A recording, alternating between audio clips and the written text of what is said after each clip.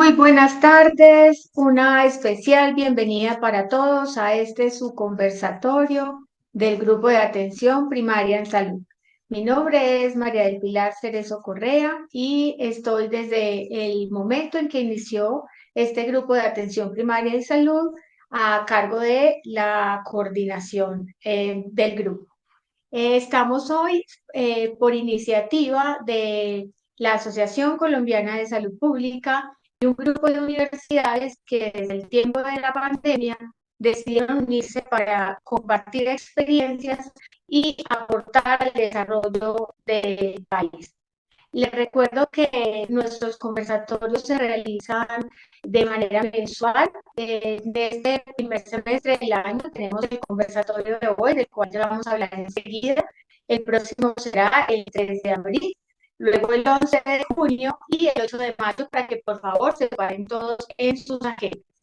Las universidades que estamos a cargo de la preparación de este evento son la Universidad del Norte, la Universidad de Sucre, la Universidad de Cartagena, la Universidad Católica de Oriente, la Universidad de Antioquia, la Universidad de La Sabana y la que represento, la Universidad Autónoma de Manizales. Por iniciativa, repito, de la Asociación Colombiana de Salud Pública, hemos tenido de dos grupos que han surgido muy especiales en esta pandemia, compuestos por académicos. Uno de ellos es este en el que estamos hoy, y también el de la Alianza Académica Nacional, presente y futuro de la salud pública, en el cual tenemos varios invitados el día de hoy. Bueno, nuestro conversatorio de hoy entonces tiene como título Redes integrales e integradas de servicios de salud en Chile, y APS estará a cargo del doctor Ricardo Fábrica, a quien quiero darle también un especial saludo y agradecimiento por estar con nosotros y de que me voy a permitir contar algo de su hoja de vida. El doctor Ricardo es médico cirujano de la Universidad Católica de Chile, es máster en gestión pública de la Universidad Complutense de Madrid. Ha tenido una larga trayectoria directiva en el sector público chileno. Allí ha ejercido varias responsabilidades, entre ellas ha sido director nacional de atención primaria de salud, subdirector de FONASA y viceministro de redes asistenciales de salud. Desde el 2015 al 2021, él trabajó, hizo parte del equipo de sistemas de salud de la Organización Panamericana de la Salud en el área de redes y atención primaria de salud. Y desde el 2022 está a cargo de la decanatura de la Facultad de Salud de la Universidad Santo Tomás. Bueno, el doctor Ricardo estará acompañado del doctor Alexis Ahumada, que es experto en el tema de atención primaria de salud y hace parte del equipo del Ministerio de Salud en este momento. Y además por el doctor Alejandro Pino, él es ingeniero comercial y es ex jefe de presupuestos del Ministerio de Salud. La dinámica para el conversatorio, entonces, es que vamos a escuchar al doctor Ricardo, que nos tiene preparada una presentación con algunos elementos muy importantes para trabajar en el tema de redes integradas de servicios de salud, que aportará de manera importante para nuestro país. Y después de la presentación, todos ustedes pueden ir escribiendo sus preguntas en la cajita de preguntas y respuestas y participarán algunos de nuestros compañeros en esa moderación. En este momento, entonces, doy la palabra al doctor Juan Eduardo Guerrero para que haga su saludo desde la Asociación Colombiana de Salud Pública. Doctor, adelante. Muchas gracias, profe María del Pilar. Muy buenas noches a todo el grupo que está aquí presente en el día de hoy, que ha mostrado su interés en este conversatorio de redes integradas de servicios de salud. En primer lugar, reciban mi saludo desde la Asociación Colombiana de Salud Pública y también en nombre de la Alianza Académica Nacional y de este grupo tan importante de conversatorio de la atención primaria en salud, que es impulsado por las diferentes universidades que la profe María del Pilar Cerezo ha tenido a bien de comentarnos en su presentación. Expresarles que realmente este es un tema supremamente valioso. Ustedes saben que durante todo el proceso de reforma, uno de los puntos importantes que se discuten es el funcionamiento de redes integradas de servicios de salud relacionadas con la atención primaria en salud. Diríamos que ese esfuerzo que se hace en el proceso de reforma, de llegar a los territorios y que en los territorios, junto con la autoridad sanitaria, se pueda avanzar en la organización de redes integradas de servicios de salud y su relación con la atención primaria en salud es algo muy importante para todos nosotros. Surgen múltiples preguntas y en esas múltiples preguntas la Asociación Colombiana de Salud Pública, junto con el Grupo de Atención Primaria en Salud, ha querido hacerle esas preguntas al equipo que está destacado en el día de hoy, presidido por el doctor Ricardo Fábrega y también con Alexis Ahumada y Alejandro Pino, que están con nosotros en el día de hoy, a quienes les agradezco su participación, su benevolencia y el tiempo que nos están dedicando en esta tarde, en esta noche, para poder comprender cómo funcionan las redes integradas en otros países. En este caso vamos a ver la experiencia de Chile. El doctor Ricardo Fábrega es una persona de múltiple experiencia, ha sido consultor de la Organización Panamericana de la Salud y ha participado también en Chile desde el gobierno en múltiples posiciones y por lo tanto es una persona que tiene la capacidad, la idoneidad profesional para podernos explicar qué significa esto de las redes integradas de servicios de salud y qué beneficio tiene que podamos avanzar en esa transformación del sistema de salud. Cuando nosotros en Colombia se expidió la ley 1438 del 2011, se pensó que la 1438 podría transformar el Sistema Nacional de Salud de Colombia y colocó unos temas. Uno, la estrategia de atención primaria de salud como eje transformador del sistema de salud. Dos, habló de redes integradas de servicios de salud como una propuesta para que los territorios puedan tener una respuesta con capacidad resolutiva. Y tres, nos habló de la importancia de la participación social, donde se implica que la sociedad civil debe participar y comprometerse en este tipo de procesos para poder lograr resultados sanitarios, o sea que la salud pública está ligada al funcionamiento de las redes integradas de servicios de salud. Y cuarto, uno podría decir que la ley 1438 también nos habló del Plan Decenal de Salud Pública y por lo tanto todos los actores del sistema, de una u otra forma, desde su posición, contribuyen a conseguir los resultados de salud pública que los países de una u otra forma deben cumplir a nivel internacional para mejorar las condiciones de vida de la población. En la noche de hoy vamos a escuchar cómo funciona esto en Chile y está abierta para que los diferentes académicos, para que los docentes y las personas de la sociedad civil, los secretarios de salud, las personas que en el día de hoy nos acompañan, puedan hacer las preguntas de cómo funciona. Nosotros tenemos múltiples preguntas en el sentido de cómo es la relación de los especialistas con el servicio ambulatorio, con los equipos de atención primaria en salud, etcétera. Hay múltiples preguntas que trataremos de resolver en el día de hoy y por eso dejo en este momento la palabra al doctor Ricardo Fábrega para que pueda hacer su presentación y agradecer muchísimo a todos ustedes su presencia.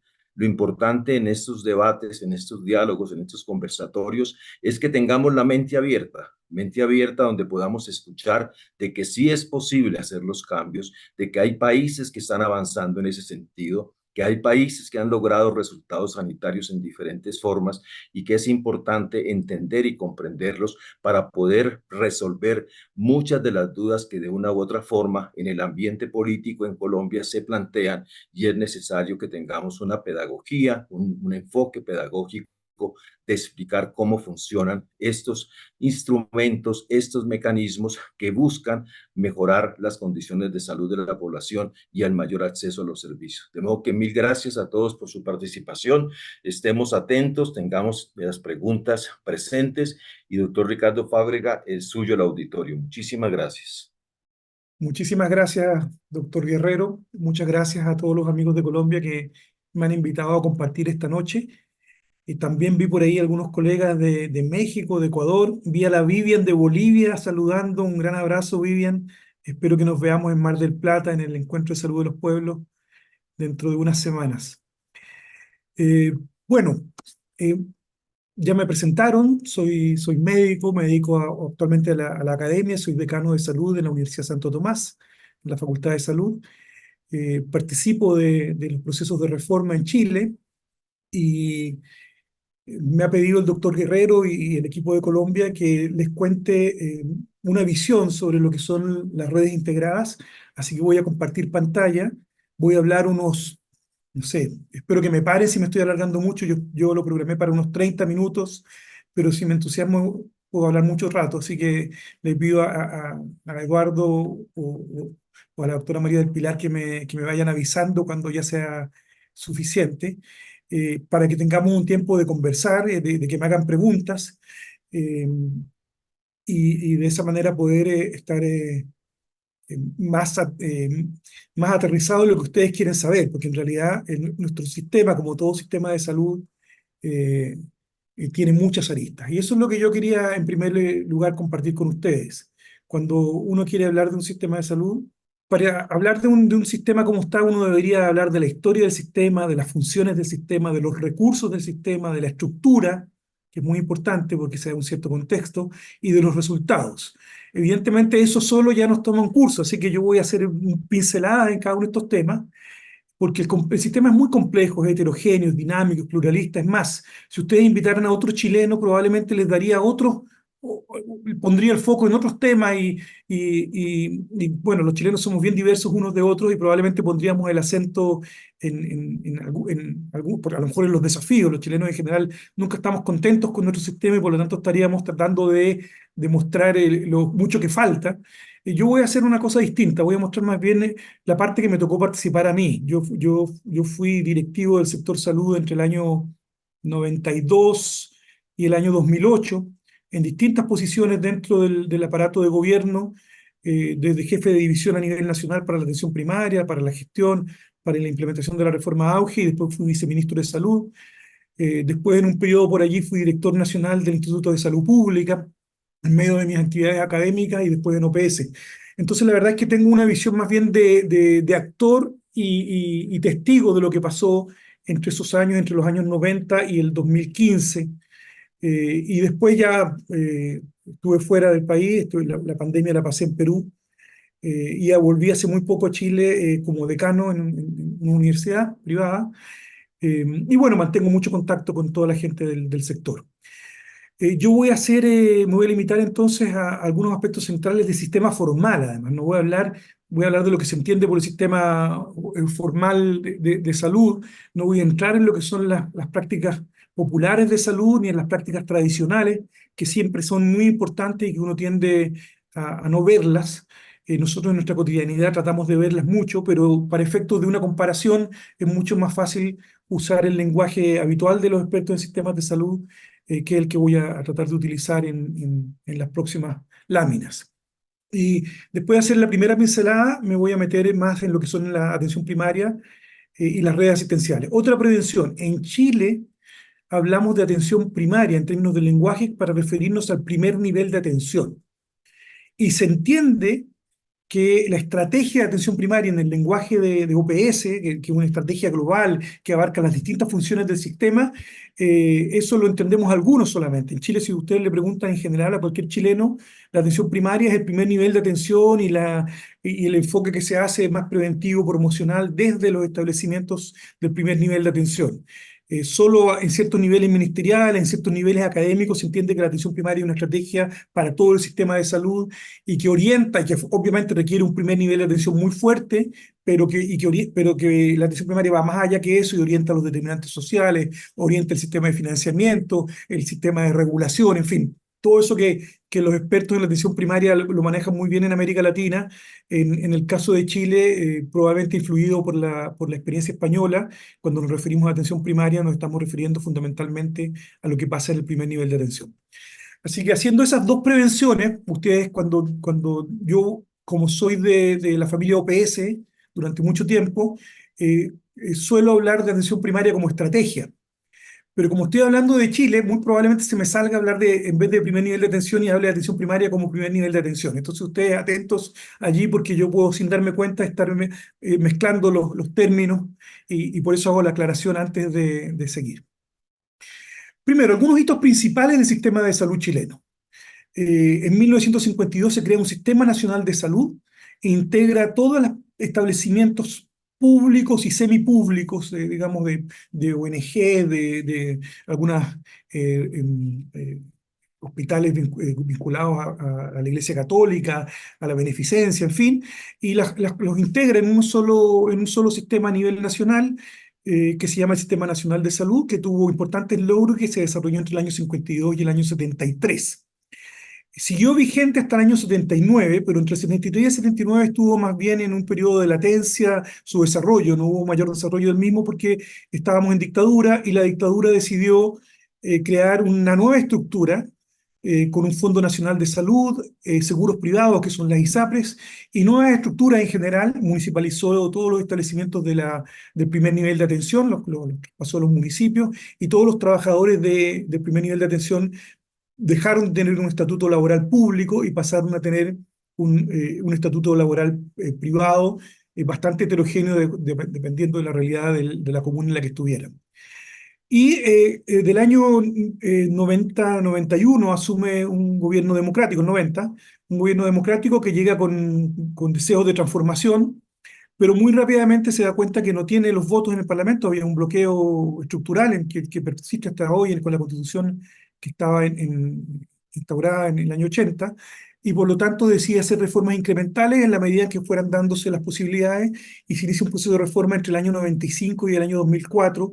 El más importante, en términos visibles para la población, es lo que pasa en el 2004 con la llamada Ley Auge, pero los procesos de transformación vinieron desde mucho antes, de manera incremental, y explican la situación actual del sistema de salud. Por eso hago mención que es un periodo más largo. Yo fui allí en esos años. Yo ya estaba en el Ministerio de Salud.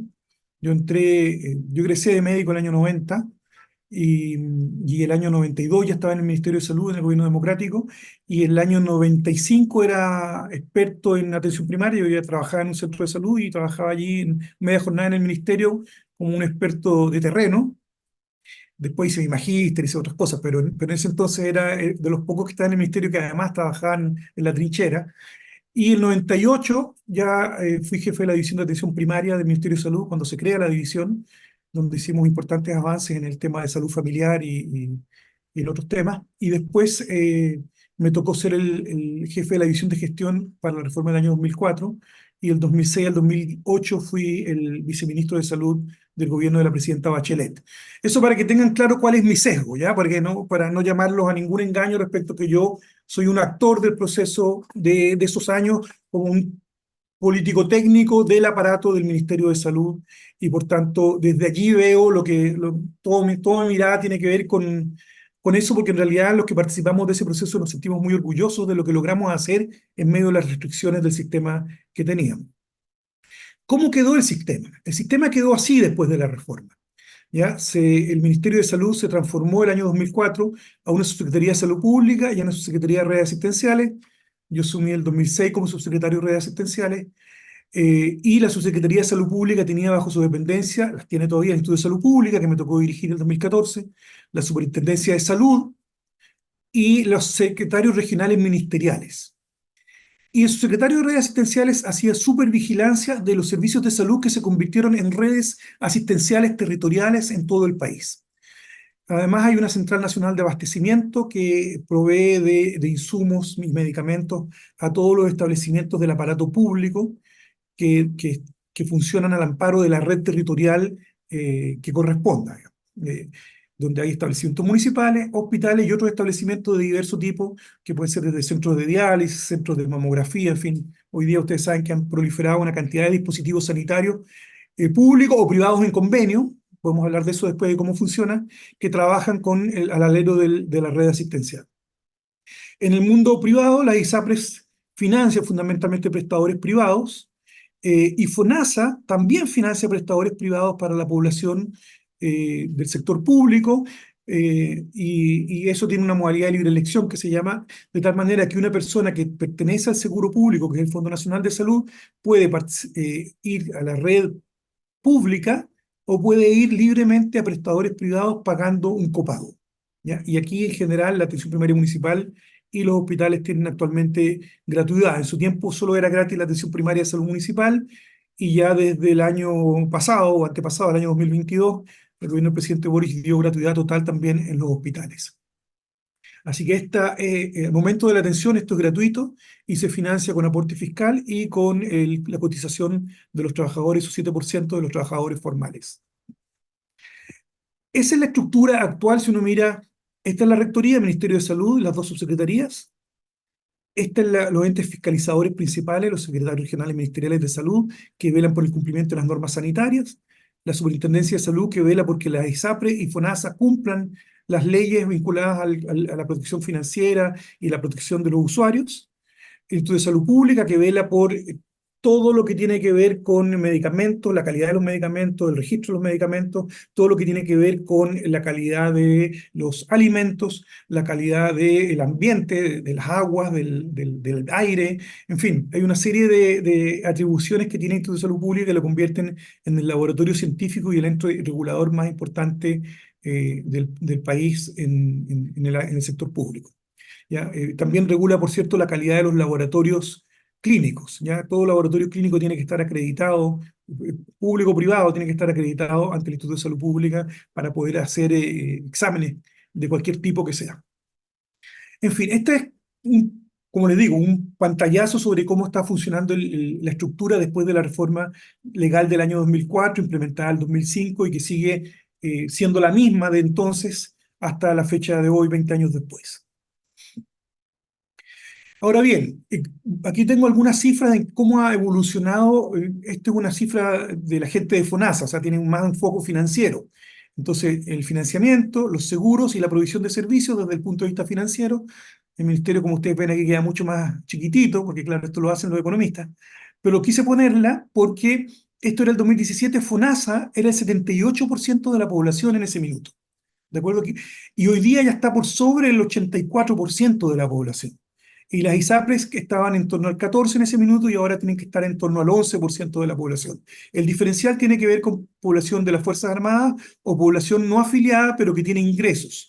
Pueden tener seguros privados o son personas con rentas que trabajan en la informalidad pero tienen renta, por tanto no pueden inscribirse a FONASA y al no cotizar quedan sin cobertura. Es un porcentaje relativamente bajo de la población al día de hoy, afortunadamente no más del 1 o 2% en la última cifra que revisé.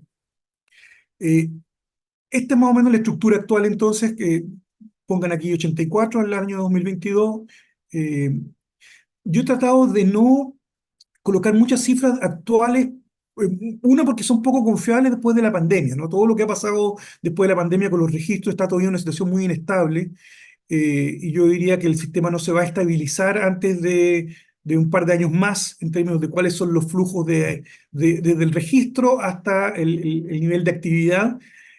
Así que la verdad es que cuando uno mira la cosa estructural, en términos se mantiene bastante igual en los últimos años, pero yo prefiero esperar a que se consoliden los datos, porque desde la pandemia para acá el país ya está tranquilizado, supuestamente se olvidó de la pandemia, pero los equipos ministeriales y los equipos de regulatorios en general siguen en la emergencia, todas las listas de espera que se generaron, todos los problemas, los rezagos en atenciones siguen golpeando el sistema y la verdad que ha habido muy poca posibilidad de hacer análisis más serios con datos recientes sobre la situación del sistema en este minuto. Además hay una crisis muy importante del sector privado, de las ISAPRES en este minuto, porque la Corte Suprema les ordenó devolver primas cobradas en exceso y las ISAPRES aducen que no tienen recursos para devolver ese dinero y entonces hay una enorme discusión sobre lo que va a pasar con las ISAPRES, dado que muchas de ellas, varias de ellas, las más grandes, podrían caer en insolvencia y por lo tanto se están allí en este momento generando una ley para tratar de apoyar a las ISAPRES para que puedan sobrevivir en este proceso y que no se desplomen todas juntas. ¿Ya?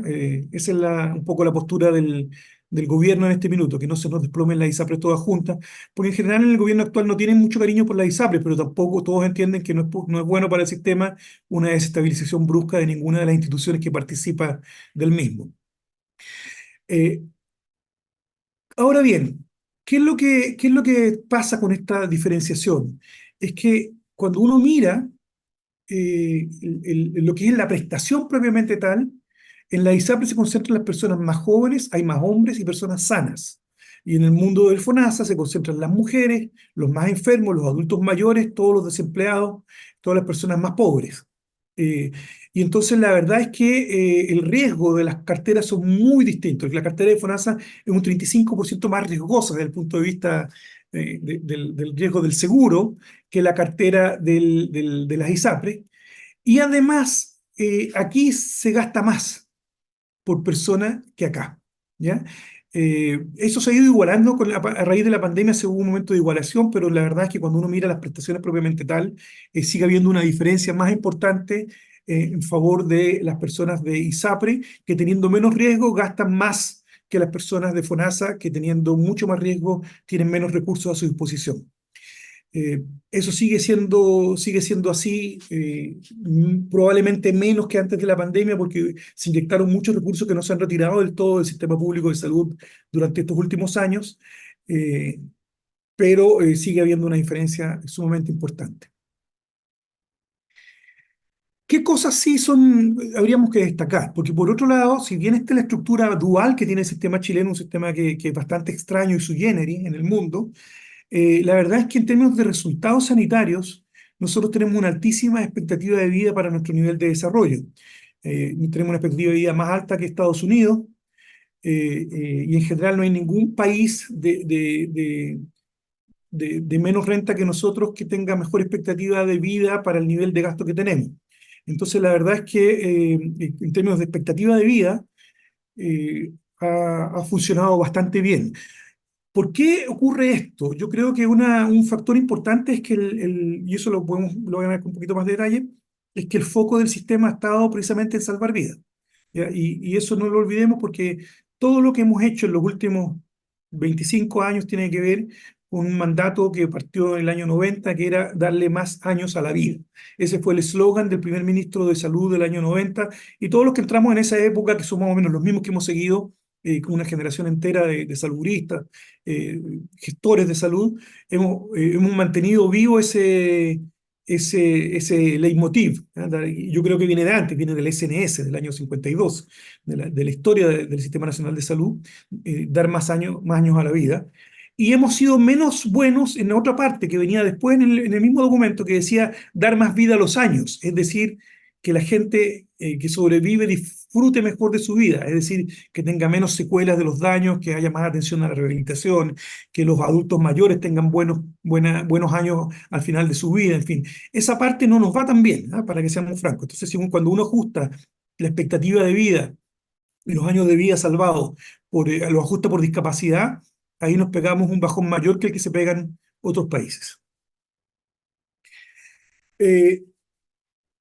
Esto también me gusta mostrarlo porque da un poco cuenta de algo que en Chile nosotros usamos mucho para solicitar más recursos al Ministerio de Hacienda.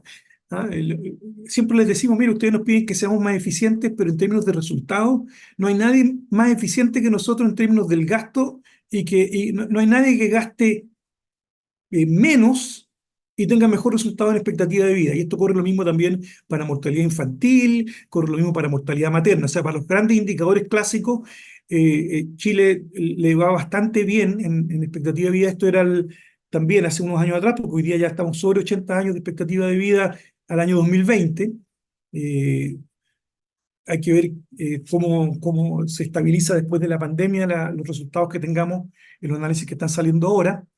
Pero en general el sistema tiende a dar un resultado bastante bueno, y a diferencia de Estados Unidos, que gasta muchísimo dinero y su expectativa de vida ha ido a la baja en los últimos años, que eso es insólito, que tiene que ver con un problema social gigantesco, que es como el elefante que nadie mira allí en Estados Unidos, pero no es normal que en un país con ese nivel de gasto, con ese nivel de desarrollo, la expectativa de vida, en vez de mejorar, empieza a disminuir. A diferencia de lo que pasa con todos los demás países de la OECD, que poquito, pero sigue mejorando, ¿ya? Siendo que gastan también bastante menos que Estados Unidos. Eso también tiene muchas explicaciones, yo imagino que ustedes ya las conocen, así que no voy a profundizar en ese tema. En Chile, en cambio, los resultados, la mortalidad ajustada por edad sigue bajando. La mortalidad infantil bajó hasta de más de 16 que teníamos cuando partió la democracia en el año 90, a cerca de 5, se ha estabilizado un poquito por debajo de 5, sigue bajando un poquitito cada vez. Lo mismo la mortalidad materna, estamos en 15, esta es la mortalidad materna, esta es la mortalidad infantil, perdón. El hecho es que los resultados en general van bastante bien. Ahora, eso en términos de indicadores es bastante bueno. ¿Qué tenemos malo? A diferencia de Colombia, nosotros nos va bien los indicadores sanitarios, pero nos van bastante mal la protección financiera, ¿ya? Porque el 32% depende de los estudios, hay unos estudios por ahí que incluso llegan a hablar del 38 y había un colega por allí que decía que estábamos en el 40 en este minuto. Dudo, pero les quiero decir que hay distintas opiniones. Yo tomé el dato oficial de la OECD. Chile estaba en el 32,4% de gasto de bolsillo, un gasto de bolsillo bastante alto, ¿no? Muy superior al promedio de la OECD y muy superior al compromiso que nos habíamos hecho nosotros mismos cuando hicimos la reforma del año 2004, porque lo que nosotros queríamos era precisamente aumentar la oportunidad de la atención y aumentar la protección financiera. Y eso es evidente que no se ha logrado. Se ha logrado seguir mejorando los indicadores sanitarios, los resultados de salud en distintas áreas, pero no se ha mejorado lo suficiente en protección financiera. Y tiene mucho que ver con la estructura dual del sistema que tenemos, donde el aseguramiento privado es muy caro. Por lo tanto, lo bueno que tiene este gasto de bolsillo es que no se concentra en los más pobres, a diferencia de otros países donde el gasto de bolsillo se concentra en las personas, poblaciones vulnerables no aseguradas. En Chile las personas de FONASA tienen la atención gratis, entonces son ciertas clases medias que asisten al sector privado o que por dificultades de acceso al sector público prefieren pagar para ser atendidos más rápido, problemas de oportunidad. Allí entonces se concentra en gente que tiene más capacidad de pago. El 50% más pobre de la población, la mitad más pobre, recibe sus medicamentos prácticamente gratis. En cambio, los otros que prefieren ir a farmacias privadas y comprar el medicamento no genérico, gastan mucho en medicamentos, pero en estricto rigor sanitariamente no es necesario, ¿ya? Es una opción que toman muchas veces las personas, influidas por otros factores, pero no por la eficiencia sanitaria del gasto que están realizando, ¿ya? Así que ahí hay mucha discusión, hay mucho debate. Como ustedes ven, yo soy de los que cree que aquí nos ha ido mal. Hay otros que consideran que esto no tenía ninguna posibilidad de cambiar hasta que no cambiemos la estructura dual del sistema que tenemos en Chile y tengamos un sistema donde el aseguramiento sea el mismo para todos. Pero bueno, eso es otra discusión a la que no quiero entrar el día de hoy. ¿Qué otros problemas tenemos serios en Chile? Y aquí sí que nos ha ido mal como sociedad. Y es que la población obesa y obesa mórbida aumentó, ¿ya? Del 25% al 34% entre el 2010 y el 2017. La población con sospecha de hipertensión arterial se mantuvo más o menos estable, pero en torno al 28%, o sea, un número bastante alto. La población con sospecha de diabetes mellitus aumentó del 9 al 12% y sigue con la tendencia al alza. Lo mismo la población que reportó problemas vasculares, accidentes vasculares, aumentó del 2 al 3%. Ha aumentado la sobrevida, pero quedan con secuelas. La población que reportó infarto agudo del miocardio se mantuvo en torno al 3% y disminuyó la mortalidad. Ahí sí, ahí nos fue un poquito mejor porque mejoraron mucho las alertas tempranas, la disponibilidad de pruebas, de diagnóstico oportuno y de tratamiento oportuno en la población. Por lo tanto, allí, si bien el infarto mismo como evento se produce, la mortalidad bajó drásticamente entre lo que teníamos en la primera década de este siglo respecto a lo que está pasando ahora. Pero tenemos 11 millones de personas con enfermedades crónicas, muchas con multimorbilidad, que son obesos, hipertensos y diabéticos y han tenido un infarto. O sea, la verdad es que son población bastante compleja y todavía no se nota que los esfuerzos que se están haciendo para que esta población que está envejeciendo y envejeciendo con multimorbilidad, todavía no se nota que los esfuerzos que se están haciendo desde el 2005 con las redes para disminuir la mortalidad sean suficientes, ¿ya? Ha disminuido la mortalidad, pero no en esta área y más aún las condiciones de vida de la población hacen que estas tendencias todavía se mantengan y que con el envejecimiento de la población vayan a hacer una fuerte carga a los sistemas de salud, a los establecimientos de salud en los próximos años, aún más fuerte de la que ya tenemos.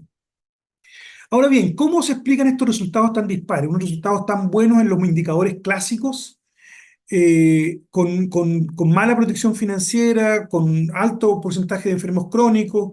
Eh, ¿Cómo llegamos a esto? Entonces, aquí la explicación que tenemos es que hay una fuerte atención primaria en el sector público que atiende al grueso de la población, con un fortalecimiento del Fondo Nacional de Salud que va en socorro de la población cuando tiene problemas, seguro público, y con un gran foco en lo materno-infantil, lo que hace que los resultados de mortalidad materna y mortalidad infantil sean muy buenos. Eso, por cierto, cuando tú bajas la mortalidad infantil, te aumenta mucho la expectativa de vida en el agregado, porque efectivamente eso impacta más en las tablas de vida, como se calcula el indicador, y por tanto cualquier avance en mortalidad infantil como el que hemos tenido en los últimos 20 años se traduce en un aumento de la expectativa de vida, lo que no significa que esa vida sea una vida sana o saludable, ¿no? Es otro tema. Y por tanto, por ahí va una explicación. Y la otra es el fuerte énfasis en la priorización sanitaria, es decir, estos programas priorizados de atención para las personas con diabetes, para las personas con ciertos cánceres, vinculados al acceso universal con garantía explícita, la reforma del 2004, es la atención del infarto, la atención del accidente vascular encefálico, la atención de algunos problemas neuroquirúrgicos, en fin, hay una serie de iniciativas sanitarias con recursos puestos en las redes asistenciales para que se mejoren esos indicadores objetivos en torno a ciertas patologías, que hace que al final los resultados mejoren en un ambiente donde se mantiene una situación de inequidad, una situación de dualidad entre dos sistemas bastante distintos, eh, pero con redes públicas muy concentradas en lo que yo les decía, salvar vidas. Vamos a entrar un poquito más en eso porque no es solo la parte sanitaria, yo creo que en términos de prestaciones de servicios de salud. Yo creo que lo primero que hay que decir para explicar los resultados es que en Chile tenemos agua potable. Tenemos agua potable hace mucho tiempo, en todas las ciudades hay agua potable, en las zonas que con la sequía ahora, con el cambio climático, está empezando a faltar agua potable, los municipios gastan muchos recursos en proveer de agua a las poblaciones. Hay un desarrollo de la población de la agua potable rural muy importante, con cooperativas rurales de agua potable, lo que hace que la cobertura de agua potable en el país sea muy alta. ¿Por qué se lo señalo? Porque a mí me sorprende mucho. Yo estuve un tiempo como OPS en Perú, me tocó ir a ver proyectos de desarrollo de hospitales en algunas ciudades, no voy a nombrar la ciudad, porque no sé si están los amigos peruanos aquí, pero querían construir un segundo hospital y todavía la ciudad no tenía agua potable en todos los barrios. Entonces yo les dije que no tenía ningún sentido, digamos, y se lo dije por la radio, no se lo mandé a decir con nadie, que me parecía un enorme populismo pensar que los problemas de salud de la población se iban a resolver construyendo un nuevo hospital, si en realidad todavía no habían puesto agua potable en todos los barrios. Eh, y lo mismo digo para Colombia, ¿eh? Yo estuve en Cali ahora en octubre y tuve la ocasión de ir a Buenaventura. Le pedí a unos amigos que me llevaran a Buenaventura, no lo conocía, quería conocerlo, precisamente porque es uno de los puntos negros en indicadores de salud y yo quería saber por qué. Y una de las cosas que vi es que el pueblo tiene agua potable 2 veces a la semana, siendo que la última milla está lista, digamos, o sea, que es siempre lo más difícil. Está puesto ¿cómo se dice? La cañería, pero no hay agua. No hay agua suficiente porque no se han hecho las inversiones para hacer pero hay agua. Pero en el puerto sí hay. Entonces los señores del puerto que no pagan impuestos en la ciudad, sino que pagan a nivel nacional, ellos tienen agua. Y la gente de la ciudad no tiene agua potable, que es donde están los niños que hay que evitar que tengan parasitosis, evitar que tengan desnutrición. Entonces la verdad es que así no funciona. O sea, uno no puede estar construyendo hospitales, haciendo redes asistenciales, procurando los convenios, ¿no? Y no tiene agua potable. Yo les digo derechamente, lo primero, ¿ya? El saneamiento básico es fundamental, que no haya basurales, que la gente se lave las manos, que haya agua potable para los niños. Esos temas son críticos y eso en Chile lo comprendió muy temprano en el siglo pasado y eso se resolvió bastante bien en todo el siglo pasado. Gobierno que pasaba fuera de centro, de izquierda o incluso en la dictadura, las medidas de saneamiento básico, de que la gente tuviera su techo con un baño y con agua potable, siempre se hizo. La verdad es que yo creo que allí hay un tema crítico para tener buenos resultados en general en nuestros países en América Latina. Ahora bien, saliéndonos del tema sanitario y volviendo al tema de las estructuras, la clave de los buenos resultados en Chile no están aquí, ¿ah? En los prestadores privados. Ellos cumplen un rol fundamental, complementario, importante para resolver problemas, tienen una gran innovación, un gran desarrollo tecnológico que cuando se pone al servicio, complementando lo que hacen las redes, es muy, muy bueno, pero la clave en realidad está acá, ya en el funcionamiento en red, con una atención primaria de salud que es municipal, con hospitales de distinto nivel de complejidad biomédica que prestan un servicio, a pesar de la precariedad de muchos de ellos, un servicio que técnicamente es de primer nivel, y también otros establecimientos que han ido surgiendo que también responden a las necesidades contemporáneas. Así que la verdad que allí si me preguntan por qué nos va bien en lo sanitario, aunque no tengamos buena protección financiera, es por la buena composición de este trabajo, que es un trabajo de muchos años, de mucha gente haciendo las cosas bien, pese a las dificultades, pese a la escasez, pese a todo. Ahora bien, ¿en qué consiste este primer nivel de atención en Chile? Que a mí me parece un modelo muy exitoso para Chile. No digo que sea lo mismo para cualquier lugar. En realidad, eh, a los costarricenses les ha ido bastante bien con un modelo distinto, a los uruguayos les está yendo fantástico con un modelo distinto, a los cubanos les fue muy bien con sus médicos de familia en el territorio. En fin, la verdad es que cada uno tiene su solución, pero la nuestra para nosotros está funcionando muy bien. ¿Y en qué ha consistido? Ha consistido en una dependencia municipal con penetración en todo el territorio. ¿Ya? Aquí esto es bastante clave. Aquí no hay territorios abandonados. Ya cada alcalde se preocupa que hasta el último caserío en zona rural tenga algún acceso a la salud y en eso se le va la reelección. Entonces eso es muy importante porque hemos incorporado un actor político sensible a las demandas de la población y que por supuesto todos luchan por tener su propio hospital porque todos tienen en la cabeza eso, pero como no pueden hacer eso, hacen buena atención primaria y eso, créanme que es más importante que logren un hospital. Después la población se inscribe, ¿ya? Por lo tanto, la gracia de la población inscrita es que el establecimiento de salud conoce exactamente la población que tiene que atender. No anda calculando, no anda especulando sobre cuántas personas me toca preocuparme. Conocen exactamente la población que tienen que atender. Ahora bien, todo esto que yo les voy a decir, estos 10 puntos, ninguno funciona perfecto. ¿Ah? Me van a decir, sí, bueno, la conocen, pero no la... Bueno, en fin, efectivamente, este es el modelo ideal. O cuando uno tiene un buen lugar, un buen municipio, puede cumplir estas 10 cosas a la perfección, pero en general es bien heterogéneo, ya como les decía, y todos me van a poder dar 3 o 4 ejemplos de cosas, de algunas de estas que no está funcionando bien. Cierto, a veces, como les digo, no hace falta que todas las 10 funcionen bien para que los resultados sean buenos, pero no sabemos cuál es la que sobra, así que el menú completo es lo que les digo acá. Hay población inscrita, las personas eligen su centro de salud, y al elegirlo informan quiénes son, informan su estructura familiar y por lo tanto el equipo de salud de ese territorio puede programar bien las prestaciones que tiene que desarrollar para cumplir las normas sanitarias, para cumplir las metas sanitarias con esa población. Tiene infraestructura propia de diverso tipo, en general ha mejorado mucho en los últimos años, todavía hay una brecha enorme, y siempre la habrá, creo yo, porque a medida que vayamos completando la actual, surgirán nuevos requerimientos y por lo tanto vamos a requerir otra. Y las cosas excelentes que hicimos el año 2004, 2005, 2006, cuando creamos los centros de salud familiar a nivel nacional, probablemente cuando estemos terminando de cerrar la brecha el año 2030, 2035, esos primeros establecimientos ya van a estar obsoletos y habrá que renovarlos. Bueno, así es la cruda realidad, pero en realidad hay una infraestructura propia bastante buena a nivel nacional en promedio. Hay equipos multidisciplinarios de salud, no solo son médicos, en realidad los médicos son los más escasos dentro del equipo, pero también hay enfermeras, hay odontólogos, hay matrónas profesionales, o sea, obstetrices se llaman en Perú, no sé cómo se llaman en Colombia, así que creo que no hay propiamente tal.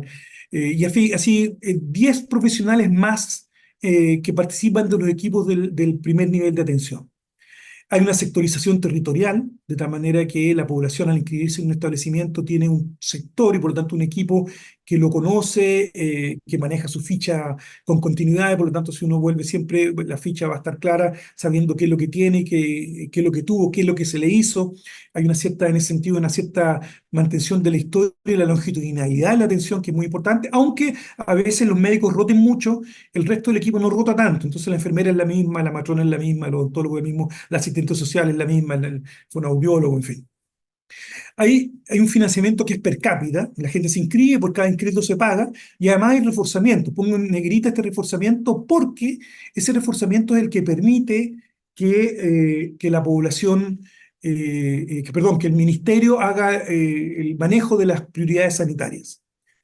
Después hay funcionarios con contrato público, hago énfasis en esto porque ha sido un factor importante en el desarrollo de la atención primaria en Chile, el hecho de que los funcionarios, no tanto los médicos, porque los médicos ganan más en el sector privado, pero los funcionarios, los demás profesionales, les conviene bastante el rol de funcionario público, con contratos públicos, porque están relativamente bien pagados en condiciones de laborales bastante ventajosas respecto al funcionar en otras dependencias. Hay un modelo integral con enfoque familiar y comunitario que ha costado mucho desarrollar, pero donde está bien desarrollado realmente da gusto. Hay prioridades de salud y metas sanitarias puestas por el Ministerio de Salud que se cumplen con debidas adaptaciones, pero que se cumplen a nivel nacional. Y hay equipos de soporte de los hospitales y centros de especialidad, es decir, estos equipos de atención primaria no están solos. Ya tienen un hospital de referencia, tienen un equipo de especialidad de referencia para cada uno de los temas. En algunos casos se conocen, en la mayoría de los casos no se conocen, y podemos entrar un poquito en eso, que es clave cuando uno vemos las redes que funcionan y las redes que no funcionan tanto. ¿Cuál era la situación? Quiero entrar un poquito en un poco de lo que es la estructura política, la economía política de lo que pasó en ese minuto. Llega la democracia, tenemos un sistema dual ya implantado 10 años antes por la dictadura, con aseguradores privados, prestadores privados y afiliados a organizaciones mercantiles de corto plazo, con contratos anuales, donde estaba la población de más altos ingresos, que sigue estando, y un Fondo Nacional de Salud Pública en relación con un sistema nacional de salud que estaba desmembrado, con una atención primaria de salud municipalizada, con unos trabajadores en situación de precariedad en el primer nivel de atención, donde ya existía el equipo multiprofesional, pero era más pequeño, básicamente enfermera, asistente social, médico, matrona y odontólogo. Y que no estaba presente el médico en todos los equipos por déficit de dotación, en fin, hoy día, en ese entonces la dotación total de médicos, de profesionales de la atención primaria no era más de 6.000, y los trabajadores en total eran 13.000 de la atención primaria. Hoy día ya estamos llegando a los 90.000, 100.000, dependiendo de la pandemia cómo se estabiliza, porque creció mucho en pandemia, pero va a estar en torno a los 90.000 trabajadores en la atención primaria de salud, y se ha crecido por 10 veces en los últimos 20 años. Ahora bien, ¿qué fue lo que pasó en ese minuto? Estaba en una situación de precariedad y había dos alternativas. La que se planteó en el 91 por parte de los sindicatos, de los dirigentes sindicales de la época, que era desmunicipalizar los servicios de la atención primaria y reconstituir el Sistema Nacional de Salud que teníamos en el año 52. Muy rápidamente el gobierno dijo que no, y además en el mundo de los trabajadores de la salud de la atención primaria, entre los cuales yo me contaba, yo era médico en consultorio en la zona urbana de Santiago de Chile, más bien nosotros nos gustaba el tema de la municipalización, lo veíamos más bien por el tema de la democratización de la sociedad. Consideramos que la atención primaria, para que fuese participativa, tenía que estar más cerca, no depender de una burocracia nacional, sino que estar cerca de su comuna, del gobierno local, y por lo tanto era una oportunidad más bien de consolidemos la municipalización creando un estatuto propio para la atención primaria de salud. Esa postura fue la que ganó al interior de los trabajadores, al interior del gobierno. Es una postura que se ha discutido hasta el día de hoy, ¿eh? Hoy día todavía uno escucha grupos importantes de trabajadores o de expertos en salud pública que consideran que eso fue un error, que se debió haber reconstituido el Sistema Nacional de Salud. Yo, a la luz de los resultados, creo que fue bastante buena idea mantener la municipalización, sobre todo para los trabajadores, ¿ya? Y por los resultados sanitarios que tenemos. Pero esto no fue fácil, ¿ya? Esto fue en medio de muchas manifestaciones, paros, protestas. Yo, cuando esto pasa el año 95, el 92, yo ya me había incorporado al Ministerio de Salud, ya no era solo médico en mi consultorio, sino que participaba del equipo de gobierno, y después esto siguió con muchas marchas, protestas, etcétera, hasta el día de hoy. Siempre los trabajadores de la atención primaria quedaron muy aguerridos y siempre están pidiendo más, y yo, francamente, me alegro. ¿Ya? Debo confesar que la mitad de mis canas me salieron peleando con los sindicatos de la atención primaria, pero por otro lado, si ellos no estuvieran, probablemente no habría habido la prioridad por la atención primaria que tenemos en Chile. Lo mismo con otro actor importante, que es la Asociación Chilena de Municipios. La Asociación Chilena de Municipios es un actor clave que ha hecho, los alcaldes realmente se preocupan por mejorar la situación de la salud de atención primaria de la que están a cargo, conocen la salud desde la perspectiva de la atención primaria y por tanto después cuando en el curso de su vida política después son diputados, senadores, presidentes de partidos, incluso llegan a ser ministros de algunos, su mirada del sistema de salud es desde la atención primaria, desde el primer nivel de atención, y por tanto abogan por el aumento del per cápita, abogan por la mejoría de la infraestructura, abogan por la inversión para este sector, y eso en términos de economía política de largo plazo es algo que no pensamos que iba a pasar cuando lo hicimos el año 91-92, la petición del Estatuto de Atención Primaria, pero ha sido un efecto a largo plazo muy importante para el desarrollo de la atención primaria en Chile, el hecho de que hayan surgido dos actores muy fuertes en términos políticos que defienden los intereses del desarrollo de la atención primaria.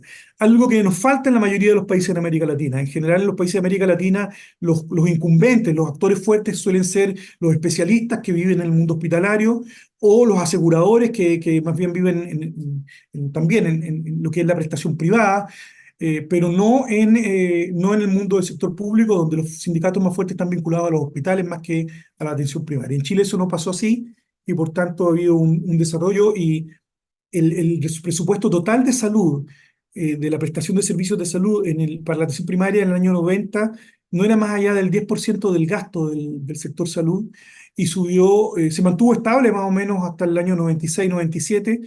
Allí una de las peleas que empezaron precisamente fue esa, que aumentara, y hacia el año 2005 ya estábamos en el 28% y ahora se ha mantenido estable, pero en torno al 30% el gasto del total de lo que gasta FONASA en prestaciones de salud. El 30% se gasta en establecimientos del primer nivel de atención y las actividades del primer nivel de atención. Eso también explica parte de los buenos resultados que tenemos en Chile, porque un buen gasto en atención primaria, aun cuando sea insuficiente, es mejor que un mal gasto en atención primaria. Ahora bien, ¿cómo se distribuyen estos recursos? Los municipios de Chile son 345.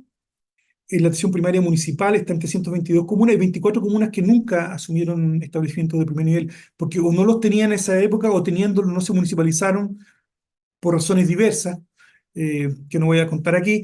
Y de estas 322 comunas, 275 reciben per cápita y otras son comunas rurales tan pequeñitas que en realidad se les financia lo que hacen. Ya no tiene mucho sentido financiarla por per cápita porque el per cápita tendría que ser gigantesco para justificar la estructura que se mantiene funcionando allí. Ahí se financia la oferta, y se llama costo fijo. ¿De acuerdo? Pero sí existe el per capitado para el resto de las comunas del país. No voy a ir más a la atención primaria por ahora, espero que vaya para las preguntas. Voy a tratar de hablar un poquito de redes antes de ir terminando, a fin de que tengamos tiempo para lo que sigue.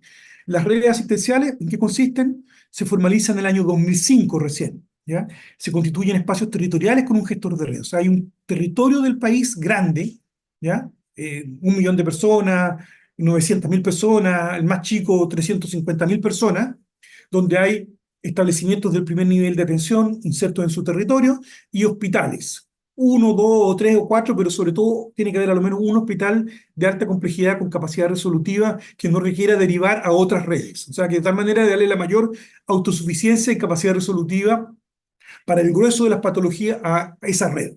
¿Ya? De tal manera que los establecimientos de primer nivel resuelven todo lo que tienen que resolver. La capacidad resolutiva cuando hay médicos de familia está por sobre el 90%. Ese 10% que se resuelve todo en el hospital de referencia y muy pocos casos tienen que referirse a redes nacionales, como ocurre, por ejemplo, para trasplante de médula o para ciertas radioterapias. En fin, hay prestaciones que pertenecen a redes que son de carácter supra-red territorial, ¿de acuerdo?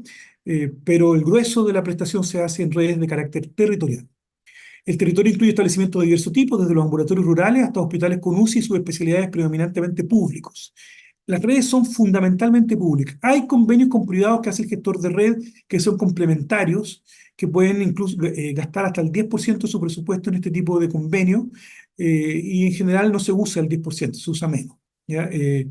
Y la verdad es que son muy necesarios, sobre todo en ciertos momentos, en los momentos de campaña de invierno, en algunos momentos, o para sacar listas de espera, pero en realidad el grueso del financiamiento fluye por canales públicos. La red se construye en torno a la resolución de problemas concretos con énfasis en prioridades sanitarias, es decir, si bien existe una red territorial, que es una red de redes en realidad, para cada problema de salud prioritario existe una vía clínica donde hay una red propia, ¿ya?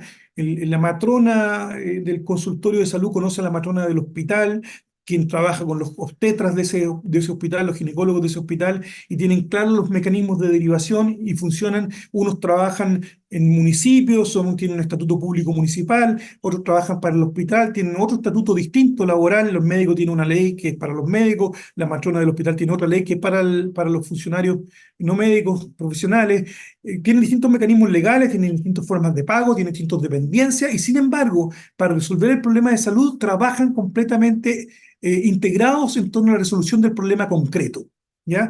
Esto en el ámbito materno-infantil funciona, no diría perfecto porque eso no existe, pero como un relojito, ¿ya? En términos maternos, el 99,9% de los partos se atienden en establecimientos hospitalarios con disponibilidad de neonatología, de banco de sangre. O sea, la verdad que funciona esa parte bastante bien. No así las redes que tienen que ver con problemas como la hipertensión arterial o las redes que tienen que ver con problemas como la diabetes mellitus. Eso está noticia en desarrollo. Yo pensé que a esta altura ya lo íbamos a tener resuelto, pero debo reconocer que recorriendo el país todavía eso no está funcionando bien.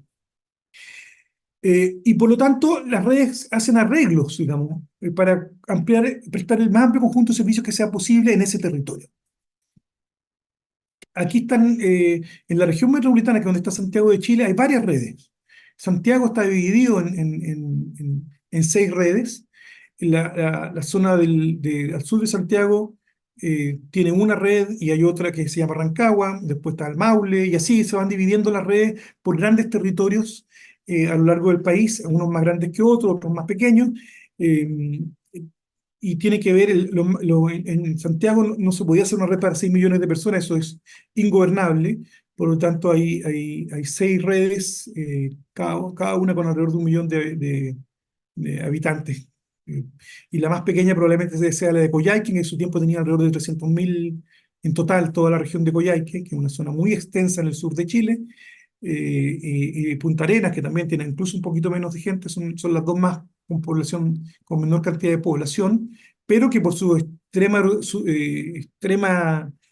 ubicación geográfica requiere mucho soporte y mucha inversión para mantenerla funcionando. Cuando creamos las redes este año 2005, que se crearon estas redes que están acá, que les estoy mostrando, generamos un mapa estratégico, ¿ya? Desde el Ministerio de Salud. Se los dejo, no los voy a aburrir con esta locura, pero sí quería decirles que nosotros teníamos muy claro que nosotros teníamos que responder a enfrentar las prioridades sanitarias, ofrecer garantías a los usuarios, es decir, que realmente a las personas, si le estamos diciendo que la vamos a atender oportunamente, la atendamos oportunamente. Si estamos diciendo que hay protección financiera, tenga protección financiera. Si estamos diciendo que ofrecemos un sistema amable y responsable, que lo vamos a tratar bien, tratemos bien a la gente y además que usemos eficientemente los recursos. Estos 4 compromisos que asumíamos tenían que ver con 4 distintos actores que nos estaban controlando. ¿Quién nos controlaba en lo de las prioridades sanitarias? Bueno, los expertos de cada una de las áreas, el experto en cáncer, el experto en mortalidad materna, la OPS, que estaba siempre muy preocupada de que bajar la mortalidad infantil, y por lo tanto nuestros expertos en ese tema querían ir a mostrarle a la OPS, a Washington, que habían cumplido con sus metas, etcétera, los objetivos del milenio, los objetivos de desarrollo sustentable, etcétera, etcétera. Los expertos nacionales querían que les fuera bien en sus indicadores. Y estos son unos personajes, pero no bastan, porque también había que tratar de cumplir el mundo político. El mundo político quería que la gente estuviera contenta y que disminuyera la desigualdad. Y entonces ellos, del mundo político, también había que tenerlos contentos. Y también había que tener contento al señor de Hacienda, porque al señor de Hacienda le importaba, voy a ser caricaturesco, seguro que le importaba, pero le importaba de poco de bajar la mortalidad. Lo que le importaba era que no gastáramos más plata que la que nos había dado, ¿ya? Y también teníamos que tenerlo contento. Y si no teníamos contento a todos, nos iba mal. ¿Ya? Eso lo aprendimos tempranamente. Teníamos que tener contentos a nuestros mandantes. Y por lo tanto, los gestores de la red ya tenían claro que aquí habían distintos grupos de personas que los estaban vigilando que cumplieran integralmente los objetivos, que eran de distinto tipo y respondían a distintos intereses. Y para eso tenían que hacer una serie de tareas y recibir una serie de insumos, recursos, para que esto fuese posible. Por lo tanto, cuando nosotros nos juntábamos con los gestores de red en cada uno de los territorios, le decíamos, fíjense, que todo lo que hagan tenga que ver con cumplir con esto y que cada una de estas cosas haya alguien que lo esté haciendo bien. Si hay alguien que está haciendo algo que no tiene que ver con esto, que lo deje de hacer y se concentre en hacer lo que hay que hacer. Y la verdad que fue bastante productivo en esos años el avance que nos pegamos en la primera década de este siglo. Fuimos capaces de demostrar, y esto aquí puse una lámina que encontré de un dato de Brasil, veo que no alcancé a traducir toda la lámina, eh, pero en el fondo está demostrado en muchas partes, también en Chile, que cuando la atención primaria funciona bien, los hospitales de la zona funcionan mejor. No hay hospital eficiente si no hay atención primaria eficiente. Por lo tanto, una buena red con una buena atención primaria funciona mejor. ¿De acuerdo? Y por eso es que es tan importante financiar bien y hacer que funcione bien la atención primaria, porque si no el hospital se llena de cosas que no tiene que ver, ¿ya? Y eso aumenta mucho la ineficiencia hospitalaria y por tanto, eso lo demostramos muy temprano y eso nos ayudó mucho a que hubiese recursos para la atención primaria. Entonces, por un lado estaban los actores políticos presionando y por otro lado estábamos los técnicos demostrando con números que que era muy importante favorecer la atención primaria. Nosotros adoptamos en 2010 la estructura RIS de la OPS, esta es la estructura RIS de OPS que ya me imagino que conocen, se viene trabajando hace muchos años. La gran gracia de esta estructura RIS es que mata la pirámide, esta del primer nivel, segundo nivel y tercer nivel, desaparece de los documentos oficiales de la Organización Panamericana de la Salud y empezamos a hablar más bien de una red donde están todos al mismo nivel, donde hay una primera línea, un primer nivel de atención en contacto con la población y sus familias y sus comunidades, y una serie de soportes especializados que están al servicio del primer nivel. Y esta es la red asistencial, ¿de acuerdo? El hospital aparece aquí defragmentado en función de los equipos especialistas que prestan servicio al primer nivel de atención. Y claro, los directores de hospital se enojaron con este dibujo porque querían ellos ver el hospital dentro de la red, y yo soy partidario que se reincorpore. En el próximo dibujo que haga la OPS probablemente debería aparecer el hospital aquí como un agregado de atenciones especializadas, porque el hospital es una entidad propia que no va a desaparecer de las redes asistenciales, y se corre el riesgo, al no dibujar la palabra hospital aquí, de que algunos piensen que las redes no tienen un hospital, y eso no es verdad. No hay una buena red con buena capacidad resolutiva si no tiene todo lo que se requiere para que esto se haga, y eso incluye el reposo vigilado de las personas vulnerables, y eso implica la atención hospitalaria. Así que ese tema es crítico. Nosotros adoptamos esto muy temprano en el año 2010, que apenas la OPS lo sacó, y veníamos trabajando con una lógica parecida. No quise mostrar la lámina nuestra porque era una lámina bastante más ingenua que esta, que es un poquito más sofisticada. Esta es una más estilizada que sacó la OPS después, la tomé de una lámina de OPS, donde yo la intervine porque en realidad lo que queremos avanzar es que consideremos al equipo del primer nivel como el equipo articulador. ¿De qué? De la comunidad, las personas, familias y comunidades, con la salud pública, con la acción intersectorial y con la atención especializada que presta servicios de salud, ¿ya? Entonces, este equipo articulador, que es el primer nivel de atención, que es el núcleo de la estrategia de atención primaria, tiene que estar muy bien pensado y tiene que ser muy eficiente y muy bien eh, instruido y equipado para que realmente tenga la capacidad resolutiva que permita que las personas confíen en el equipo, concurran en prioridad a este equipo que conocen, que los conoce, y que cuando este equipo sabe que no puede resolver, es el equipo el que se encarga de articular la atención que sigue. Y no es que la persona después queda, no, yo no puedo, te derivo, y queda dando vueltas, jugando a ver a quién de los otros te quiere atender. No, este equipo se encarga de verdad de que tú fluyas, navegues por la red siendo atendido.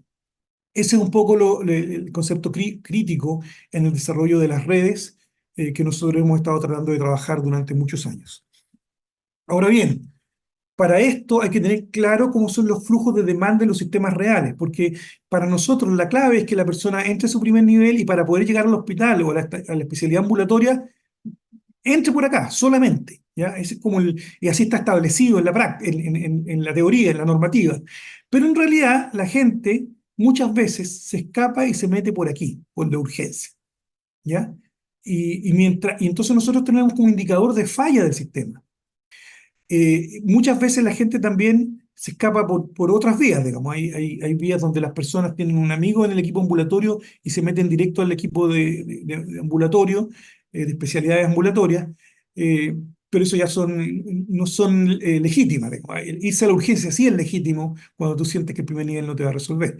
Después hay todo el mundo de lo popular, lo tradicional, que nosotros hemos tratado de integrar, pero que muchas veces en nuestros países funciona separado, ya completamente separado del sistema formal, siendo que en realidad nosotros tenemos muy buenas experiencias con la articulación entre la medicina tradicional y la medicina de primer nivel, y cada vez más hay integradas en los equipos de establecimientos ambulatorios algunas prácticas complementarias de diverso tipo, ¿ya? Incluyendo la medicina tradicional china.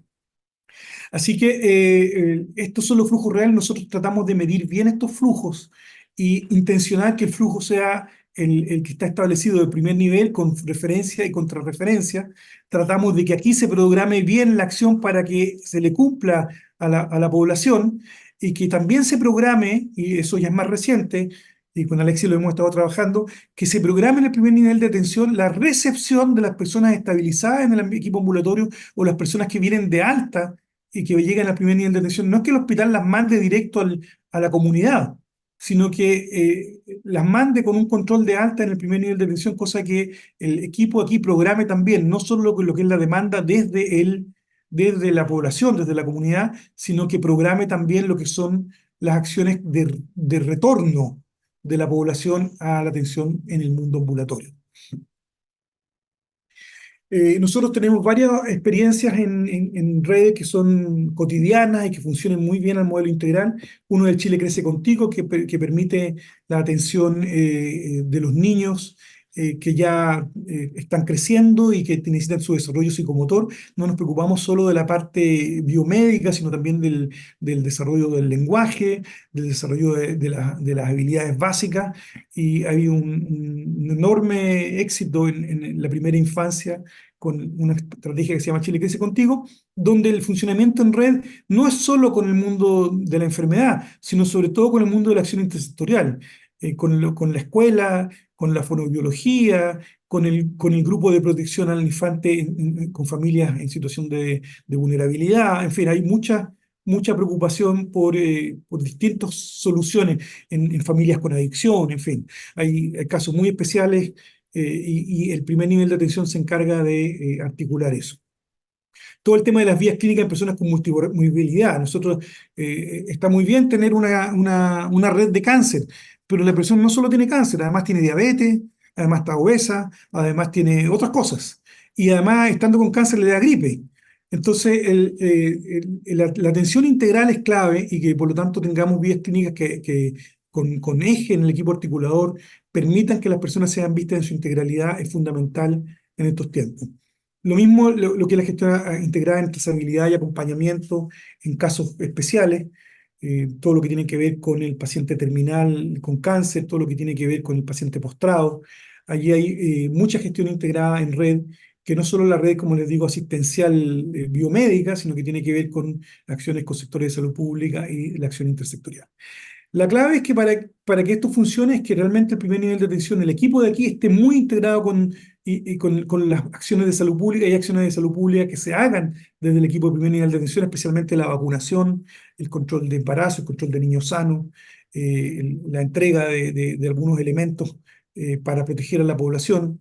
En la medida en que lo hace el equipo de primer nivel de atención, se va legitimando ante la comunidad como el lugar donde y el equipo donde pueden obtener respuesta a sus temas de salud. Bueno, esta es la primera pincelada más bien provocadora que he hecho. El sistema de salud chileno es un sistema inestable. Eh, Uno mueve una pieza y se mueve todo. Hacerlo cambiar no es fácil y por lo tanto no quiero decirles que tenemos un sistema de maravilla, pero que tiene avances en lo sanitario y todavía tiene fallas estructurales importantes que lo hacen muy inequitativo y muy caro en el sector privado, que tenemos que ser capaces de resolver en los próximos años, si Dios quiere. Muchas gracias por su atención y dejo abierta la palabra porque me imagino que habrá muchas consultas. Ricardo, muchísimas gracias. Gracias por tu presentación. Realmente nos has dado muchísimas pistas de la vivencia que ha tenido el sistema de salud de Chile desde varias décadas atrás y de la cual de una u otra forma tú has sido actor y partícipe, digamos, de los cambios, de las cosas buenas, de las limitaciones. Nos has hecho una presentación bastante interesante que yo voy a abrir espacio para las preguntas de las personas que están acompañándonos en este momento. Tenemos dos docentes, la profesora Beatriz Diego y Olga Lucía Cifuentes, que están revisando las preguntas de los diferentes participantes. Mientras ellas terminan de organizar eso, yo solamente diría, me agrada muchísimo, Ricardo, que tú nos hayas dado un mensaje de, por favor, a los salubristas de Colombia, a la Academia de Colombia, que pensemos que más vale agua potable, seguridad alimentaria y saneamiento ambiental que muchos hospitales públicos, que es importante tener claro eso desde el punto de vista de salud pública. Me parece que no nos equivoquemos, los académicos y los docentes, que eso es actuar sobre determinantes sociales, sobre determinantes estructurales, y que vida sana significa agua potable, alimentación y saneamiento ambiental, y que ahí tenemos una gran deuda. Y posiblemente muchos de los resultados de salud pública que no logramos obtener son parte de ese problema que están allí y que dependen de factores de la pobreza que de una u otra forma. El segundo gran mensaje que nos has planteado es, no existen modelos perfectos y que hay diversidades en todo esto, pero lo importante es empezar. Lo planteo porque muchas veces nos dicen cómo vamos a hacer las redes, cómo vamos a trabajar con atención primaria, cómo vamos a hacer con tal cosa. No, cuando un gobierno, y yo entiendo así después de la dictadura en Chile, toma la decisión de vida más saludable, de darle más vida y más salud a las personas de una u otra forma y de proteger la vida, pues no tenían todo, pero tenían una base política y una base política que le dice a la gente, hay que empezar ya, ahora, y el cambio y la transformación se hace en un mediano plazo. Y por lo tanto, este ideal de las redes de servicios de salud con atención primaria en salud es un método, es una tecnología, es una forma de organización, es una forma de planificación, donde los diferentes actores de todo tipo, público, privados, las universidades, la comunidad, los prestadores, etcétera, se ponen de acuerdo en sus territorios de cómo dar la mejor capacidad resolutiva, pero que incluso no hay que esperar una ley y una gran norma. Hay que empezar y Colombia tiene, quiero plantearlo, tiene las herramientas posibles para que avancemos en ese sentido, haciendo algunos ajustes financieros, que me ha gustado muchísimo lo que tú has planteado. Empezamos con un 10% de los recursos de atención primaria en salud y 20, 25 años después han llegado al 30, al 28%. Bueno, eso es lo que hay que lograr. ¿Con qué empezamos? Pero con una mirada muy clara, hay que incrementarle. La OMS y la Organización Panamericana de la Salud le han planteado a los países, hay que llegar por lo menos al 30% del gasto en el primer nivel de atención, y Chile nos está mostrando eso. No se hace de un día para otro. Hoy el Ministerio de Hacienda, el Ministerio de Economía en Colombia le ha dado un aval con algunas anotaciones al presupuesto de la reforma del sector salud con atención primaria en salud y hospitales. Y por lo tanto, lo que hay que tener es confianza. Hay que empezar porque hay que redistribuir los recursos para tener ese balance de capacidad resolutiva en el nivel primario y en los otros niveles con redes de servicios de salud que están interconectados y funcionan. Entonces, un gran ejemplo que Chile nos permita hacer eso y nos permita avanzar en ese tipo de propuesta. Y por último, me gustaría muchísimo, en ese último cuadrito que Ricardo nos planteó, que en alguna forma yo pienso que muchos de nosotros aquí en Colombia, los docentes, yo le digo a los docentes y a los estudiantes, estudiemos experiencias de afuera porque tenemos muchas cosas que aprender y ponerlas en práctica en nuestros territorios, dialogarlas, conversarlas. Y ese gran cuadro que nos pone al final nos ha dicho 4 cosas muy sencillas. Y me parece que siendo sencillas es demos unos pasos que le demos a los diferentes actores realmente respuesta a lo que nos están diciendo. Esas respuestas a los diferentes actores. Tenemos que dar respuestas a la prioridad sanitaria, tenemos que dar respuestas en metas sanitarias y para eso están los planes decenales de salud pública y tenemos que construirlos en la mejor forma. Tenemos que dar respuestas porque vivimos un mundo de derechos, de garantía de derechos, y por lo tanto en la garantía de derechos el Estado tiene que proteger a la población de las catástrofes económicas que significarían no tener protección financiera en los diferentes lugares, y es importante hacer eso. Tenemos que tener respuestas para darle calidad a la población en sus servicios con capacidad resolutiva y con humanización y con el mejor trato posible, que es sacar lo mejor de nuestras universidades, de nuestros docentes, de nuestros estudiantes, de nuestros internos de enfermería, de medicina, lo que ustedes quieran.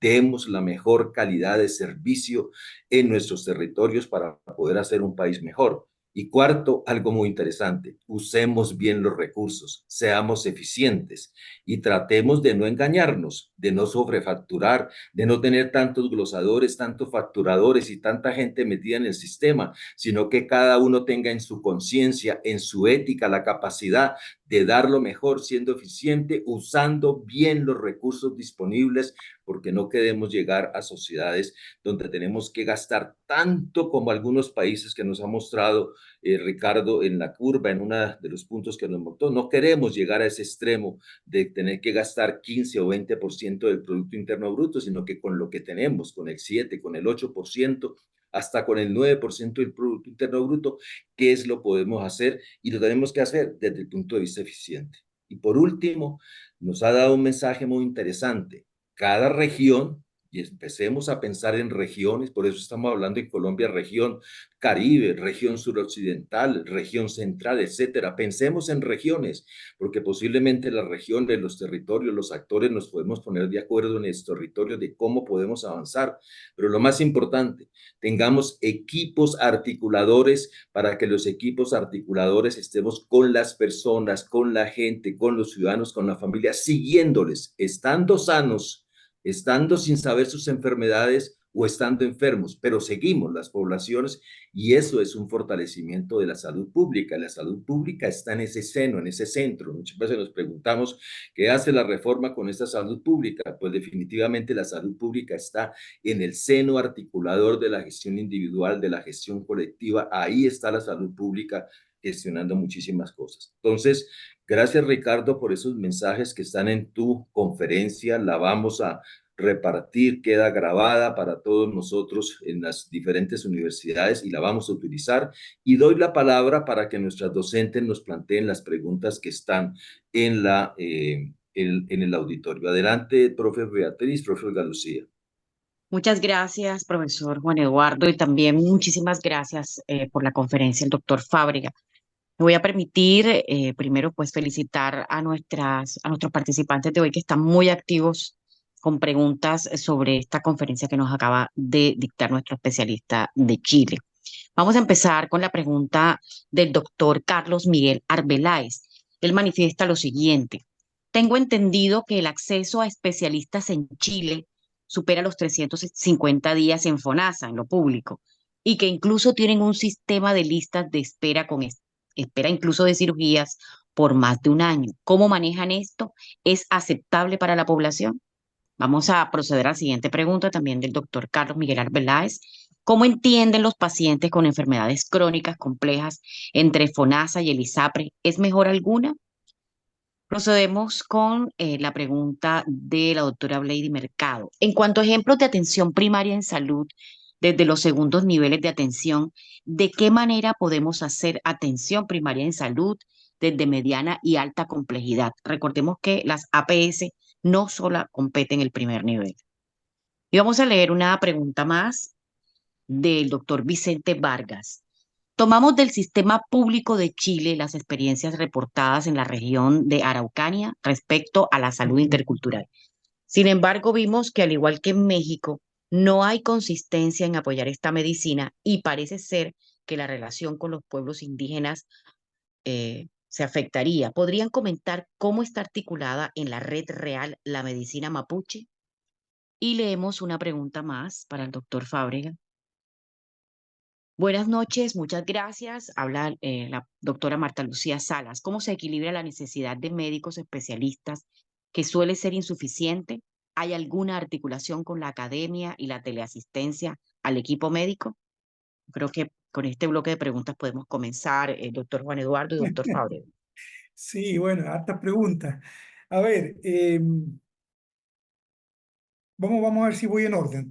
Si se me pasa algo, me dicen, ¿ya? Porque las anoté aquí apuradito. Por Lo primero supuesto. sobre el tema de listas de espera en FONASA. A ver, diferenciemos el asegurador, que son FONASA y las ISAPRES, de los prestadores, que son públicos y privados, ¿ya? Y en el mundo de la prestación, en el sector público, se organizan en redes. Los prestadores públicos están organizados en redes donde hay atención de primer nivel y atención especializada. Entonces, con esa lógica, en Chile, bueno, y en todos los sectores públicos del mundo donde el copago es cero, la moderación de la demanda se hace por la vía del tiempo de espera, ¿ya? Así eso funciona también en cualquier parte donde no se paga, y porque cuando se paga lo que tú haces para moderar eso es que las personas que no pueden pagar quedan fuera, ¿de acuerdo? Las que no pueden, entonces no hay lista de espera, porque el que puede pagar entra, como no todos pueden pagar, se regula el precio al alza hasta que todos los que pueden entrar pagan, los que quedan fuera y por lo tanto no hay lista de espera, pero no hay acceso de todos, hay algunos que no pueden acceder. Entonces, cuando el copago es cero y todos pueden acceder, como se regula las diferencias de flujo en el tiempo, entre la demanda y la capacidad de oferta del momento, es por la vía del tiempo de espera.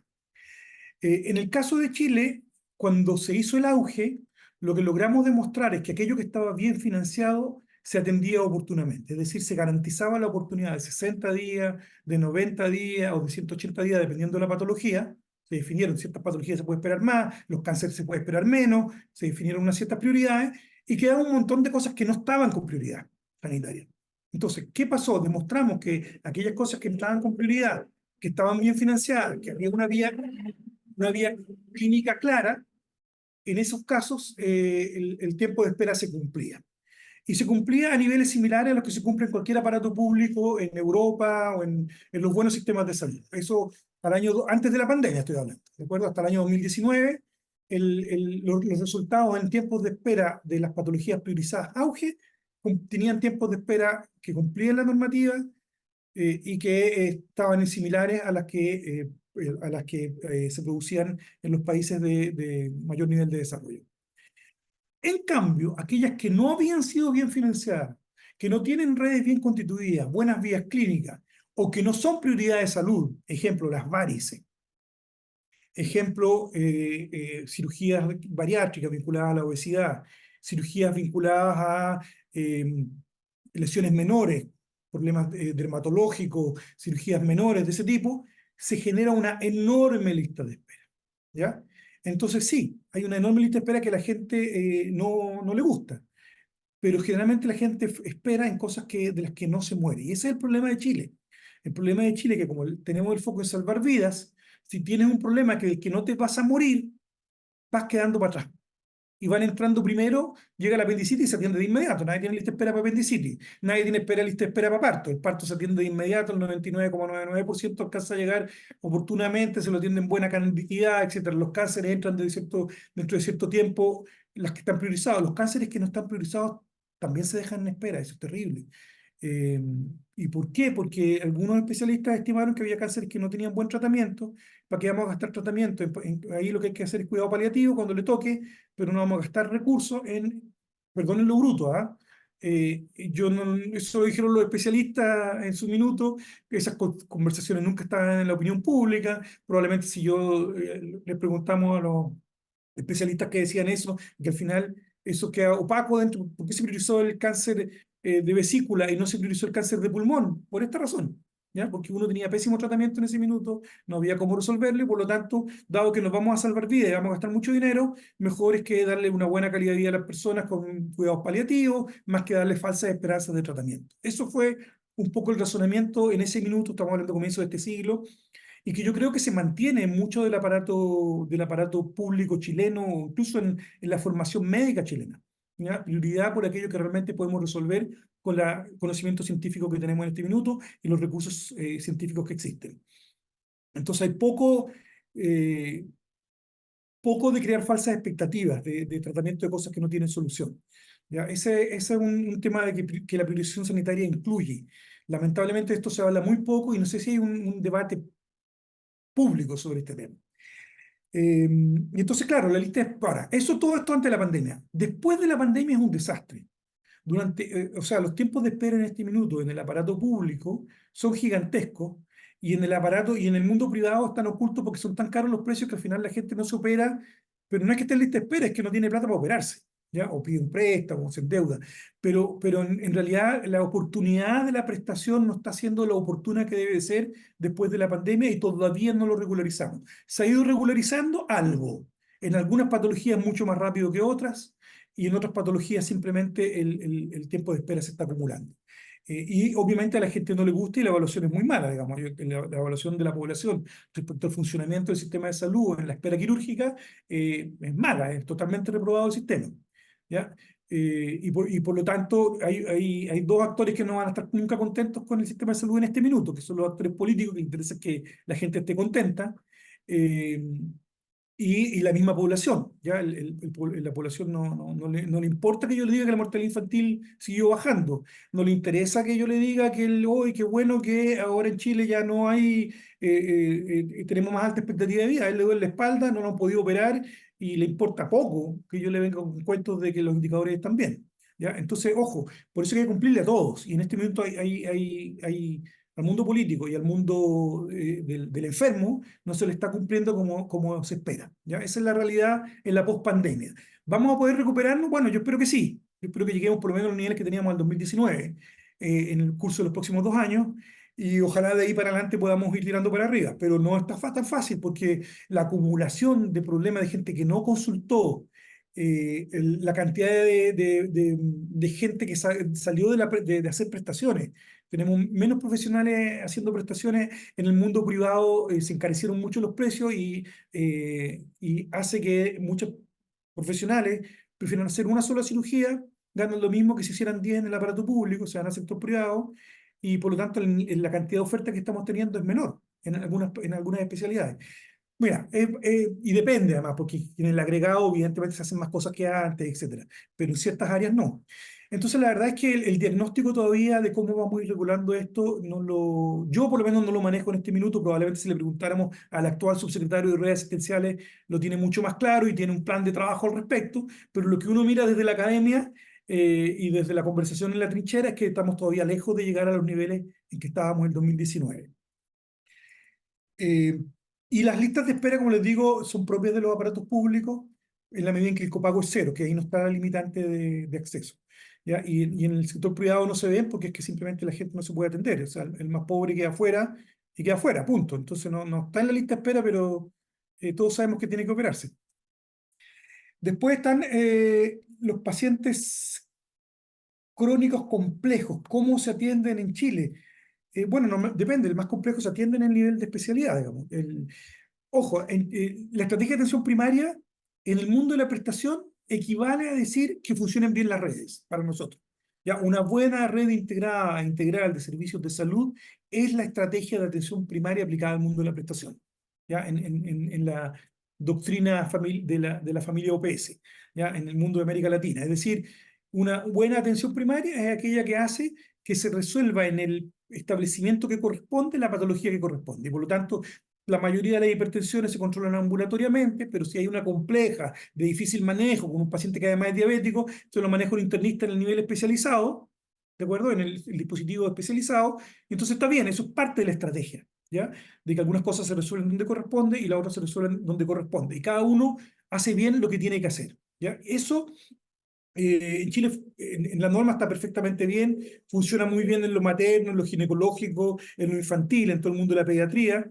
Las cosas que tienen que resolver la atención primaria se hacen en la atención primaria, las cosas que tiene que ver el especialista pediátrico las resuelve el especialista pediátrico en su nivel, o el hospital pediátrico, pero no funciona tan bien en el mundo de las enfermedades crónicas del adulto. Ya ahí tenemos todavía mucha falencia, mucho déficit en el mundo de la oftalmología, la tetraunología, la endocrinología, déficit de especialistas en esas áreas, o problemas que en algunas áreas del manejo de la diabetes, pacientes que ya están compensados y deberían ser derivados y retornados al tratamiento en el primer nivel de atención, se quedan lo que nosotros decimos pastoreando ocupando espacio en el nivel de especialidad, siendo que no son una patología compleja que ya está bajo control y que el paciente debería estar con su equipo de salud para que lo vea integralmente y no con un especialista focal. Entonces, esos problemas por supuesto que existen, pero no existen en la doctrina, existen en la práctica, ¿ya? Y son parte de la mejora continua que tienen que ir haciendo los sistemas, y nosotros estamos en esa tarea. Después, bueno, con eso espero resolver también el tema de esto de la APS de mediana atención y alta complejidad. Nuestras redes integradas, integrales, incorporan la prestación de todos los niveles y en todos los niveles gratuitos con entrega de medicamentos, pero por supuesto que si algún especialista tiene especial preferencia por un medicamento de marca y el sistema de salud lo que está ofreciendo es el genérico, le va a dar la receta y la persona la va a tener que ir a comprar. Y eso pasa, no le digo que no pase. ¿Debería pasar? No, no debería pasar, pero pasa, ya hasta el día de hoy. Por distintas razones, ¿ya? Unas más explicables que otras. Después está todo el tema de la salud intercultural. Efectivamente, bueno, desde hace muchos años nosotros hemos hecho procesos de integración intercultural. Eh, pero como me gustó eso, que son inconsistentes, porque efectivamente depende mucho de la sensibilidad de los directivos de turno. Entonces, como en general nuestra formación es médica occidental y despreciativa e ignorante respecto a las cosmovisiones tradicionales y a las medicinas tradicionales, la verdad es que como hay mucha ignorancia en los prestadores formados en la academia occidental, la verdad que llega un directivo que no entiende mucho del tema o que lo menosprecia y la verdad que le baja la prioridad, no hace, porque estas cosas hay que mantenerlas, ¿no? Hay que estar haciendo mantención continua. Entonces, efectivamente hay una inconsistencia todavía porque no todos los directivos que llegan a los distintos establecimientos donde hay estos acuerdos tienen el conocimiento que les permita y la apertura de mente que les permita seguir trabajando en forma coordinada. Ahora, de que hay buenas experiencias que se hacen, de que hay un esfuerzo, de que hay una política nacional escrita, sí, eso existe.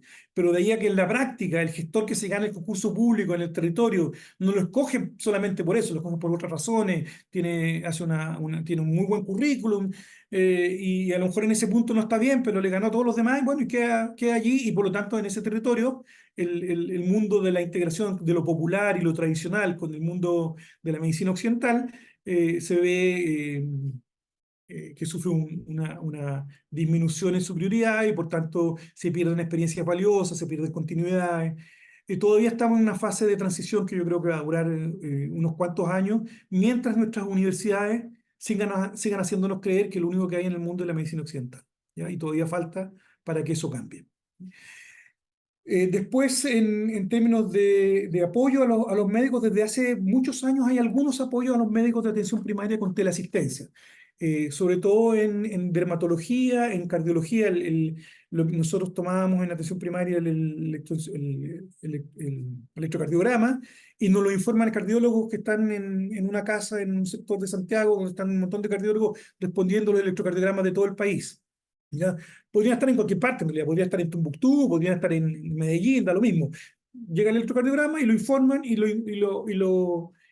por lo tanto llega el diagnóstico claro al médico.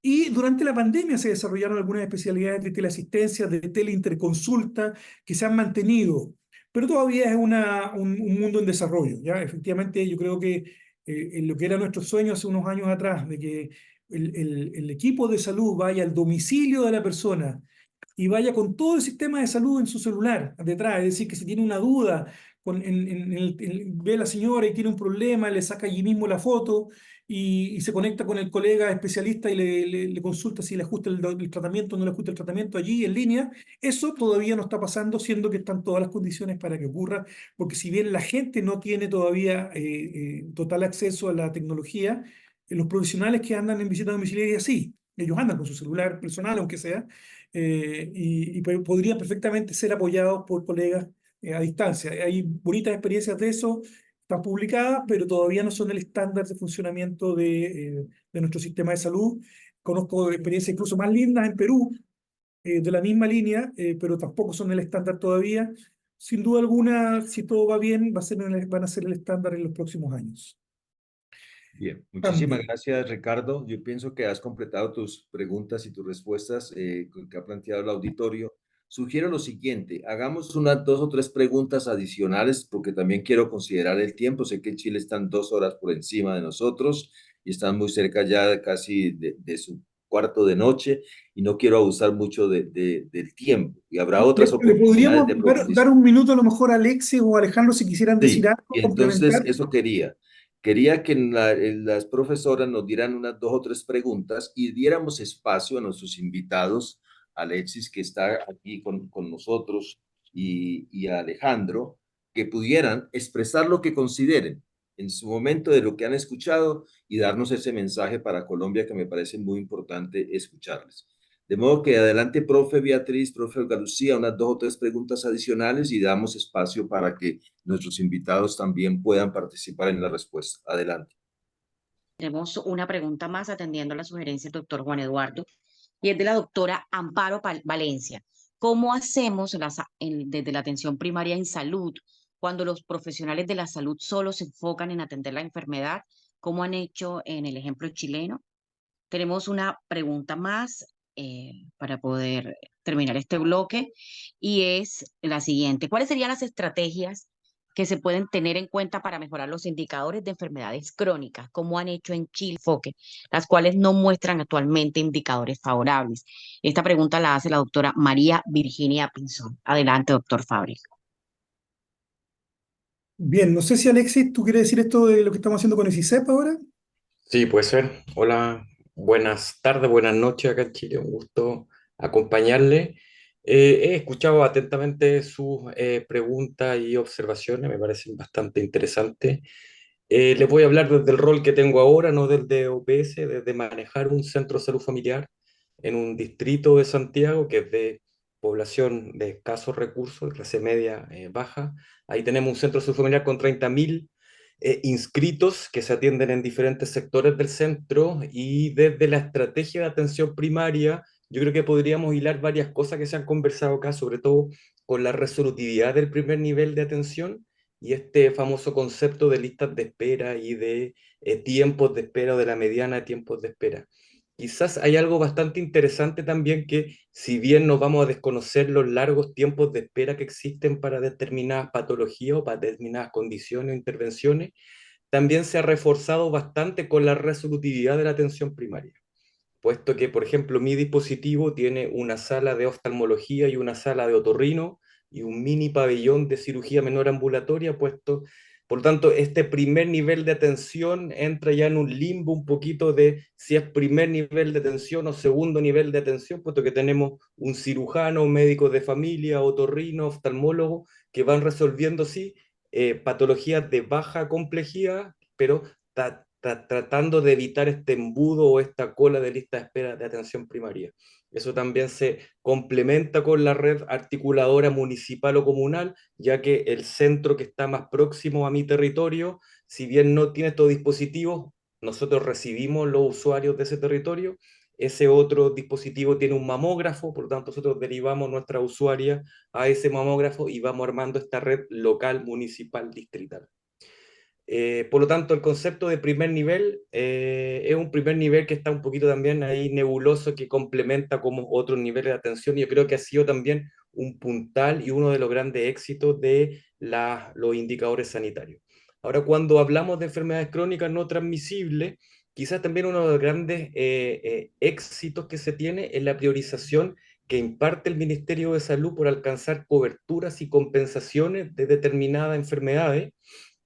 Y ahora, si bien son 21 indicadores, algunos son enfermedades y otros son para tener población sana. Tenemos 2 indicadores que son bastante exigentes para el equipo, que es mantener una cierta cantidad de porcentaje de niños y niñas con un peso normal y niños libres de caries. Pero cuando uno cumple esta cierta cantidad de indicadores, hipertensión, diabetes, tasas de compensación, eso impacta también en el bolsillo de los trabajadores. Por lo tanto, se van imperando metas sanitarias, se van priorizando todos los años, hay un acuerdo entre la Asociación de Funcionarios de los Gremios, los municipios y el Ministerio de Salud y se van adaptando a las necesidades epidemiológicas también y a la realidad organizacional del primer nivel, y con eso también hemos ido aumentando cobertura y mejoras. Por lo tanto, si bien este sistema de Pay for Performance es un poquito complejo en ciertos incentivos también para la organización, también va generando que se alcance cierto tipo de cobertura sanitaria. Y quizá otro tercer concepto sería un poquito adaptarse a innovaciones. Hasta hace el 2019 partió una estrategia de atención de multimorbilidad en atención primaria, donde en base al uso de la data de los centros de salud, que requiere un registro clínico electrónico y el uso de la data que se produce del registro clínico de nuestro usuario, que es como un repositorio a nivel nacional, estamos identificando los usuarios que tienen 5 o más patologías crónicas concomitantes. Y en base a eso se estratifica por riesgo en base a una metodología de la Kaiser permanente, y eso se atiende de una manera diferenciada, evitando la fragmentación y un poquito la sobre o la policonsulta de esos usuarios, y ubicando también algún tipo de especialista en atención primaria que tenemos, que son los médicos de familia, para canalizar o apuntar un poquito a absorber esta demanda, que es la policonsulta, la que más gasta y también lo que más recursos consume dentro del mismo centro de salud.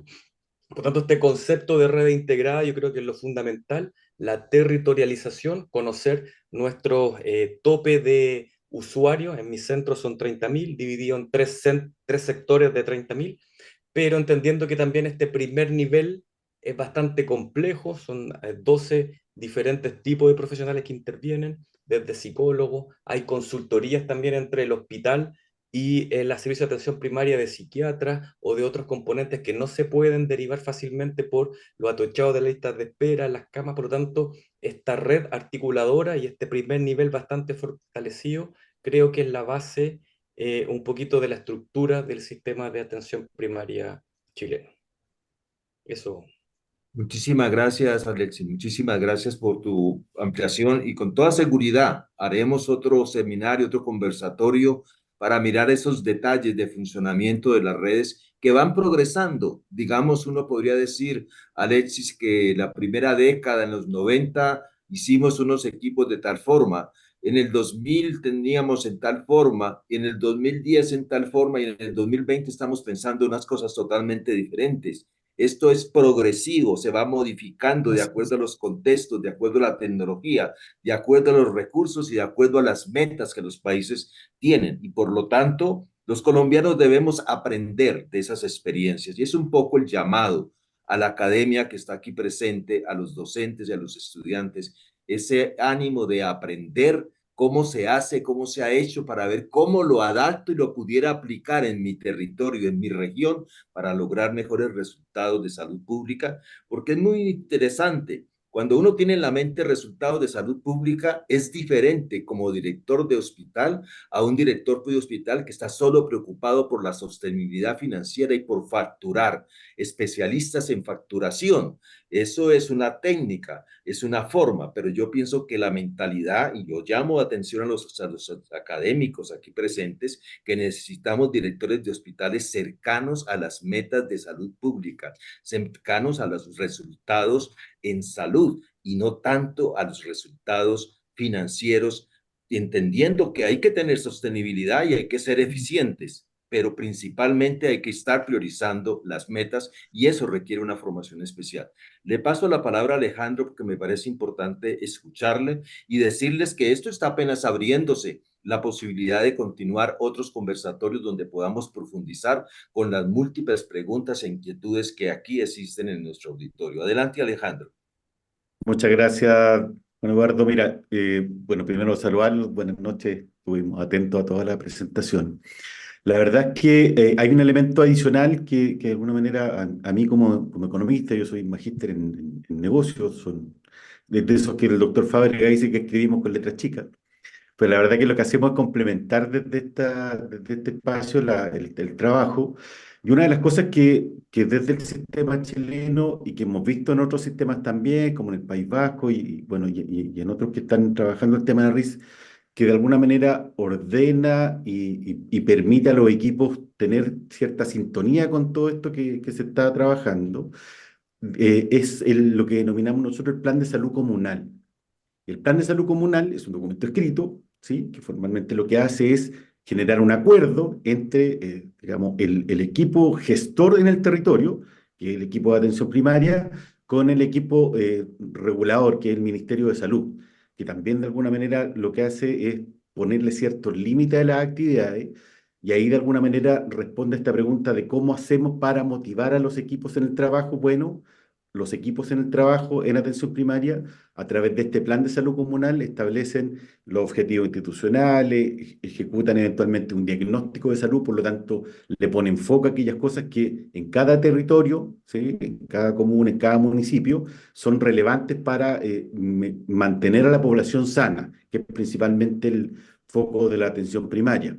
Se hace información de contexto, se hace un diagnóstico de las necesidades de salud principalmente, y finalmente se establece también brecha, ¿ya? Y ahí también hay un trabajo bien interesante que ha hecho el OPS en los últimos años de ayudar a los equipos de atención primaria a establecer brechas sanitarias, asistenciales, de infraestructura, brechas de personas eventualmente en los territorios para poder generar atención, que finalmente lo que logran es que los equipos de atención centren el trabajo en aquellas cosas que son más relevantes dependiendo de cada uno de los territorios. Incluso dentro de cada uno de los países existen diferencias dependiendo del territorio que es importante abordarla, y el plan de salud comunal, que es una herramienta escrita, ¿cierto? Que tiene en Chile una guía, ¿cierto? Que entrega el ministerio, donde le dice a los equipos cómo formarla, ayuda mucho también a los equipos a ordenar el trabajo. Así que desde esa perspectiva, bueno, aportar ese elemento, que también es un elemento ordenador del trabajo de atención primaria. Y agradecerle nuevamente la invitación. Muchísimas gracias, Alejandro. Muchas gracias por lo que nos estás planteando. Y ahí está el potencial de que los países tienen con sus planes decenales, con sus planes de salud pública, de avanzar muchísimo en las comunidades, en las regiones. Y creo que ese es un aprendizaje que tenemos que viabilizar entre todos. Aquí también tenemos muchas experiencias con esto, limitaciones, todos los que ustedes quieran allí, pero los planes comunales, los planes regionales, los planes de trabajo que se incorporen y sean inherentes a los actores para poder cumplir con esas metas y tener financiamiento suficiente, realmente resuelve muchísimas cosas. Bueno, no sé si está la pregunta de la doctora Lady de la Secretaría de Salud Manizales, y si no, vamos cerrando. Profesora Beatriz, Olga Lucía, por favor me indican, y si no, cerramos esta última parte. Podemos, profesor Juan Eduardo, tener el espacio para una pregunta más dirigida Una al pregunta y doctor Fabri. cerramos y ya hacemos el Sí, cierre para que lleguemos a las 8 en punto. por supuesto. La pregunta es de la doctora Mari Tejerina. ¿Cuáles son las acciones que han realizado y que realizan para asegurarse que el primer nivel desarrolla adecuadamente todas las funciones que les competen en este marco de APS? Bueno, Alexis dijo algo de eso de lo que se hace. Yo lo voy a decir, él lo puede decir en términos más técnicos. Yo lo voy a decir, generalmente los gestores de salud tenemos 3 instrumentos. Sermones, es decir, apelar al bien, al buen cumplimiento, a que todos somos uno y somos una familia que tenemos que tratarnos bien. 2, zanahorias, es decir, incentivos monetarios o no monetarios, y garrotes, es decir, castigos de diverso tipo. En general, en el aparato de público chileno, en la atención primaria, no tenemos cómo aplicar garrotes desde la red, ¿ya? Entonces nos quedan los sermones y los incentivos. Y son súper eficientes. Los incentivos son monetarios y no monetarios. Los monetarios tienen que ver con que si cumplen las metas, mejora el sueldo. Eso está, es un instrumento legal, está establecido, se colocan las metas, se negocian las metas, y si las cumples, tienes más sueldo. Y un bono bastante significativo, que le llega a todos los trabajadores. Entonces ahí hay un incentivo monetario, pero también hay incentivos no monetarios. Formación, capacitación, premios, reconocimiento, ranking donde uno dice que este es el municipio mejor, etcétera, etcétera. Y a la gente también le gusta mucho y funciona con eso. Entonces ese es el lado de los incentivos. Y después está el lado de las apelaciones, y la verdad que por lo menos en el aparato público chileno a la gente le gusta saber que le cumple su gente. ¿Ya? Entonces, cuando uno se los exhorta y los reconoce en esa línea, también se siente muy gratificado. Así que por lo menos esos 2 tenemos. El garrote no funciona mucho porque no son funcionarios del aparato del gestor de red. Por lo tanto, no puede amenazarlos con despedirlos, podría amenazarlos con un sumario por incumplimiento y abandono de deberes, pero eso es muy largo, muy difícil, y al final nunca resulta, ni llega a nada. Entonces, más bien son los otros dos los que se usan. Pero ahora, en términos más técnicos, para terminar, yo creo que Alexis nos podría decir qué convenios son los que más funcionan, cómo está operando, o profundizar un poco en lo que ya planteaste. Sí, quizás complementar a lo que tú dices, Ricardo, y yo creo que algo que es bastante importante y que causa también que tengamos una gran cantidad de profesionales, el tema de la formación, puesto que estar en atención primaria genera la mayor cantidad de puntos para que después los médicos se puedan especializar. Y el 99% de la especialidad médica en Chile está determinada por el Ministerio de Salud con las universidades. Por lo tanto, que un médico se especialice por cuenta propia es bastante difícil, porque la especialidad la paga el Estado, pero determina qué especialidades se necesitan, incluso las subespecialidades, y por lo tanto, para acceder a esas especialidades hay un requisito previo de haberse desempeñado entre una cierta cantidad de años en atención primaria. Quizás ese es uno de los garrotazos más fuertes y de incentivo de reclutamiento de médicos para la disposición en el territorio. Creo que eso es como uno de los más fuertes. El otro, cuando uno ya está en el nivel más mismo, el componente monetario del sueldo, no hay meta que no se cumpla todos los años, puesto que eso sería una debacle tanto para el administrador como para los funcionarios y la asociación de funcionarios. Y también creo que tenemos un mecanismo que ha sido bastante exitoso de control de gestión, algo que también hemos estado trabajando en la OPS, que es la programación operativa y esta programación operativa en red que permite desplegar la cartera de prestaciones del APS, cuantificar cuál es la brecha sanitaria y a partir de esa brecha sanitaria cuantificar cuánto recurso humano se necesita. Y eso está determinado por el Ministerio de Salud, está determinado en la Ley de Atención Primaria, por lo tanto todos los años se emanan las indicaciones de esta microplanificación de un centro de salud y de una comuna y que se reporta en red, se reporta a los niveles superiores y los niveles superiores reportan al ministerio y el ministerio vigila que cada uno de los dispositivos programe o planifique. Y yo creo que ese es un mecanismo de control de gestión para ir mirando si es que existe cumplimiento del plan básico de salud.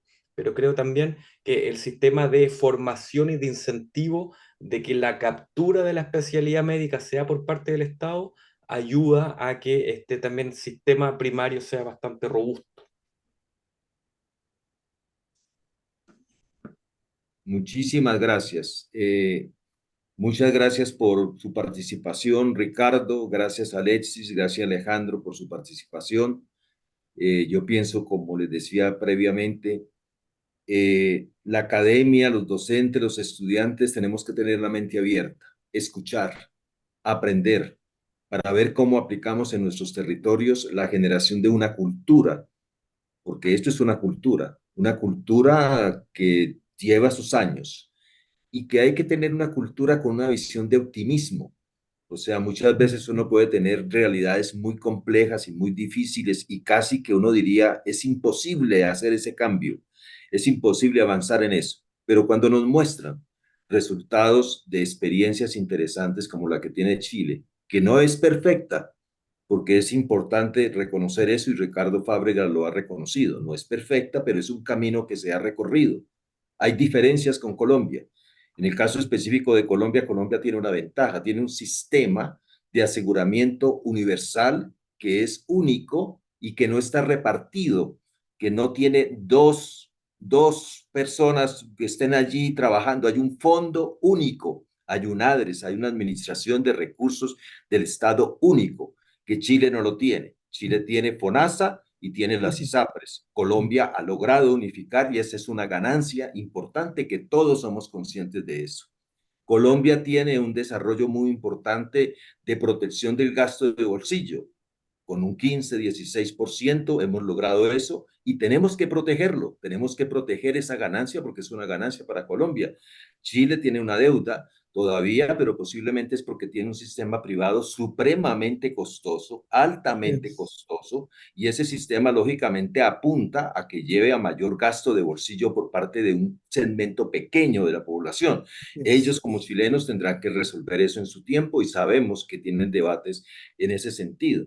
Entonces, tenemos realidades diferentes y puntos de partida diferentes. El sistema de salud chileno protegió la atención primaria en salud y la salud pública, aún estuvieran en dictadura, y todos los gobiernos ya en la democracia, apuntaron a fortalecer la atención primaria en salud, que es lo que nos mostró Ricardo. Desde los 90 se comenzó un fortalecimiento de esa estructura de la atención primaria en salud desde el enfoque de las municipalidades, que es muy interesante, y por eso pensar que tenemos que fortalecer nuestros centros de salud, nuestros puestos de salud, nuestros hospitales de primer nivel con capacidad resolutiva es muy importante, es valiosísimo. Colombia está dando ese debate, está expresando que hay necesidad de trabajar eso. ¿Para qué? Para reducir la brecha de acceso. Y por lo tanto, los colombianos y las colombianas debemos fortalecer de que ojalá los partos no sean atendidos todos en las grandes ciudades, sino que los centros, puestos de salud, policlínicos y hospitales de primer nivel tengan la capacidad de proteger a las madres y a los niños en ese primer nivel de atención, y realmente ese camino tenemos que seguirlo. Son etapas, son pasos que tenemos que brindarnos, y me parece que es muy interesante que aprendamos de otros países y nosotros veamos cuáles son nuestras potencialidades. Yo les diría que cerrando a todo el grupo, la Asociación Colombiana de Salud Pública, el Grupo de Atención Primaria en Salud, va a disponibilizar otros debates de este tipo. Queremos que esto llegue a secretarios de salud municipal. A nosotros nos agrada muchísimo que hayamos tenido secretarios de salud municipal de diferentes lugares, personas de diferentes lugares, e incluso de nivel internacional. Vamos a propiciar esos debates para poder seguir aprendiendo, y vamos a sistematizar este conocimiento en el sentido de que algunas herramientas, no para copiar, sino para leerlas y aprenderlas. ¿Cuáles son los manuales? ¿Cómo se le paga a los funcionarios en los diferentes lugares? Es importante, ¿cómo se le paga la atención primaria en salud? Yo quisiera que eso quedara para el próximo debate. ¿Cómo son los pagos para la atención primaria en salud? Para que veamos qué podemos aprender y cuál es el potencial. Eso que nos acaba de decir Alexis, de que una persona cuando está trabajando en atención primaria en salud hace méritos para su especialización. Podríamos aprender muchísimo de eso. Es parte de propuestas que de una u otra forma también se están discutiendo en Colombia, pero las tenemos que concretar, tenemos que ponerlas a funcionar, y para eso no se requiere grandes reformas, se requiere intencionalidad política, se requiere decisión académica para darle opción a los profesionales que están en los territorios, en las zonas rurales, con una capacitación diferente, que puedan poder acceder posiblemente a unas especialidades en el futuro, porque el sistema se conforma en esa forma. De modo que mil gracias, Ricardo, mil gracias, Alexis, mil gracias, Alejandro, mil gracias al Grupo de Atención Primaria en Salud, a las universidades, a todos los que estuvieron aquí presentes. Muchísimas gracias. Esta no es la última ni la única. Habrá muchas sesiones posteriores donde estaremos trabajando esto, porque tenemos que plantearlo.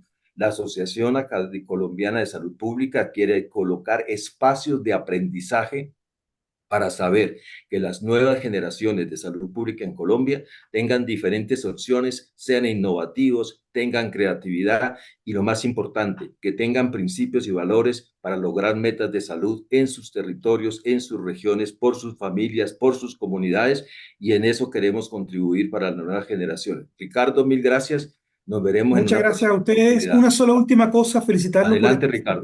felicitarlos por este grupo de atención primaria, de conversaciones sobre el tema. Les vamos a copiar la idea para hacer algo parecido acá en Chile, bien amplio, porque generalmente somos grupos más pequeños los que nos juntamos. Y lo que sí les quiero decir, que se pongan en la cabeza como meta el 2028 se cumplen los 50 años de Alma Ata. Hagamos un gran evento simultáneo en América Latina para celebrar los 50 años de la atención primaria, habiendo cumplido y habiendo avanzado con nuestros pueblos. Espero que nos pongamos esa meta y que no se olvide el hito que significó Alma Ata para todos nosotros. Me Que estén muy apunto hasta bien. 2028, que Dios me dé vida. Un Sí, eso gran quiero. abrazo. Cuídate Ahí harto. estaremos. Nos cuidaremos. Lo cuidaremos. Hasta luego. Que estén muy bien. Chao. Muchas gracias.